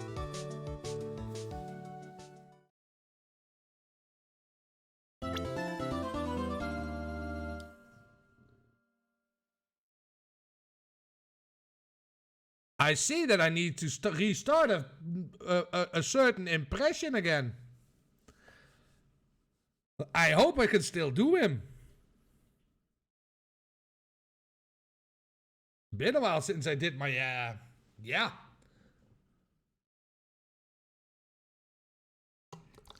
That's it. Been a while since I've done my edgy. Let me see. Well, hey there. Wright, how are you? Yeah, I still got it. Still got it. Save progress, absolutely. Yay! In all honesty, I didn't like Edgy that much, but I hated that woman prosecutor way more.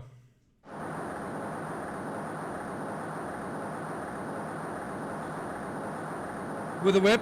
Oh, Von Karma. But from all three of them, who do you hate more?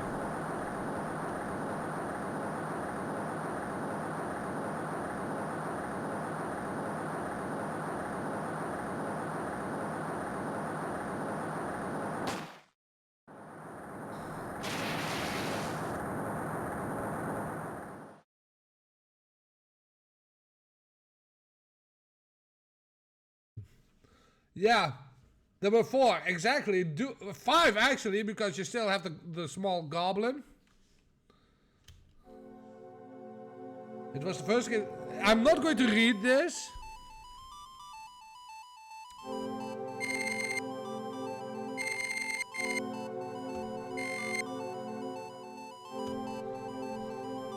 Pain don't count, pain does count.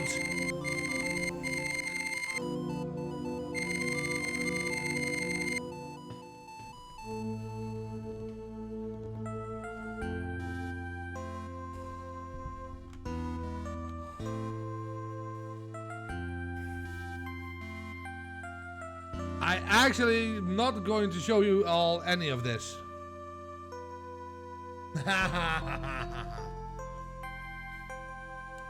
But you had Manfred, you had Edgy, you had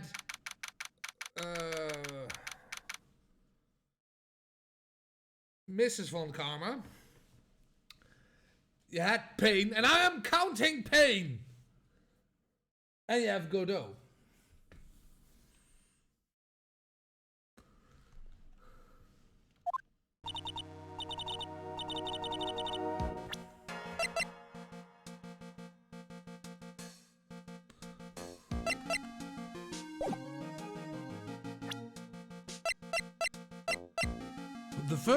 The absolute first one that you get, Like in your very first trial, that's always pain.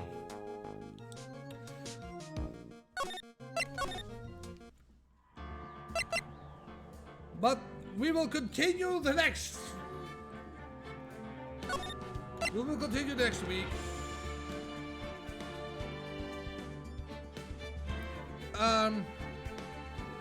Manfred von Karma. Her old man. The old guy. Who actually was the murderer.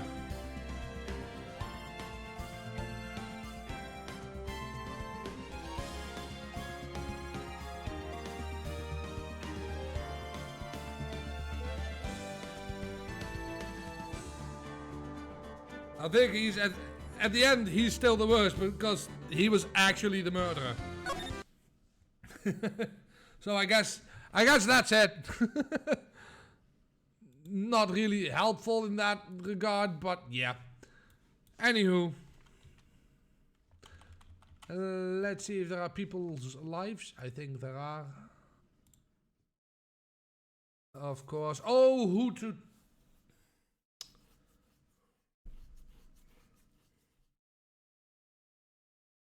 So basically you get Pain von Karma, edgy, von Karma, Godot. Yeah, old man Karma didn't seek justice, he only saw victim. Yeah, exactly. Yeah, he did. He absolutely did. He absolutely did. But that being said, we are going to raid someone's. Oh, but I don't know who.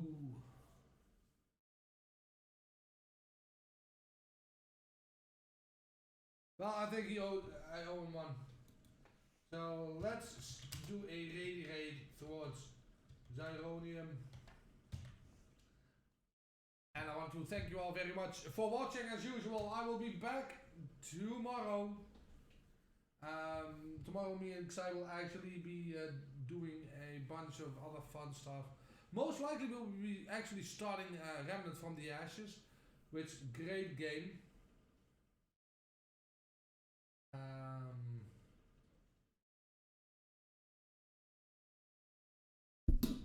Out of reflex I actually pulled it away. My bad. Sorry.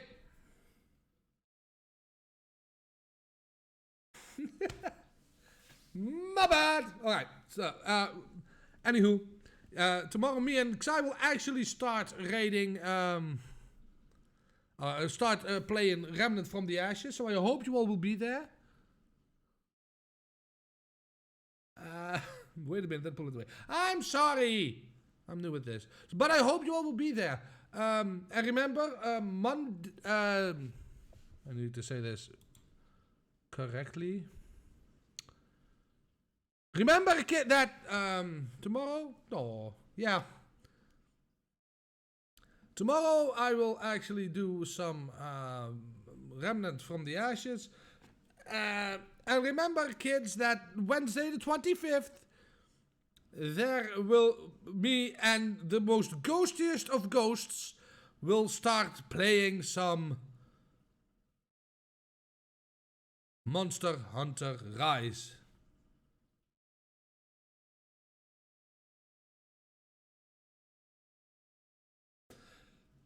I guess the raid was triggered. Have a good one, everybody. Thank you very much for watching. And remember, whatever you do, whatever happens, stay crazy. I will see you all soon. Take care.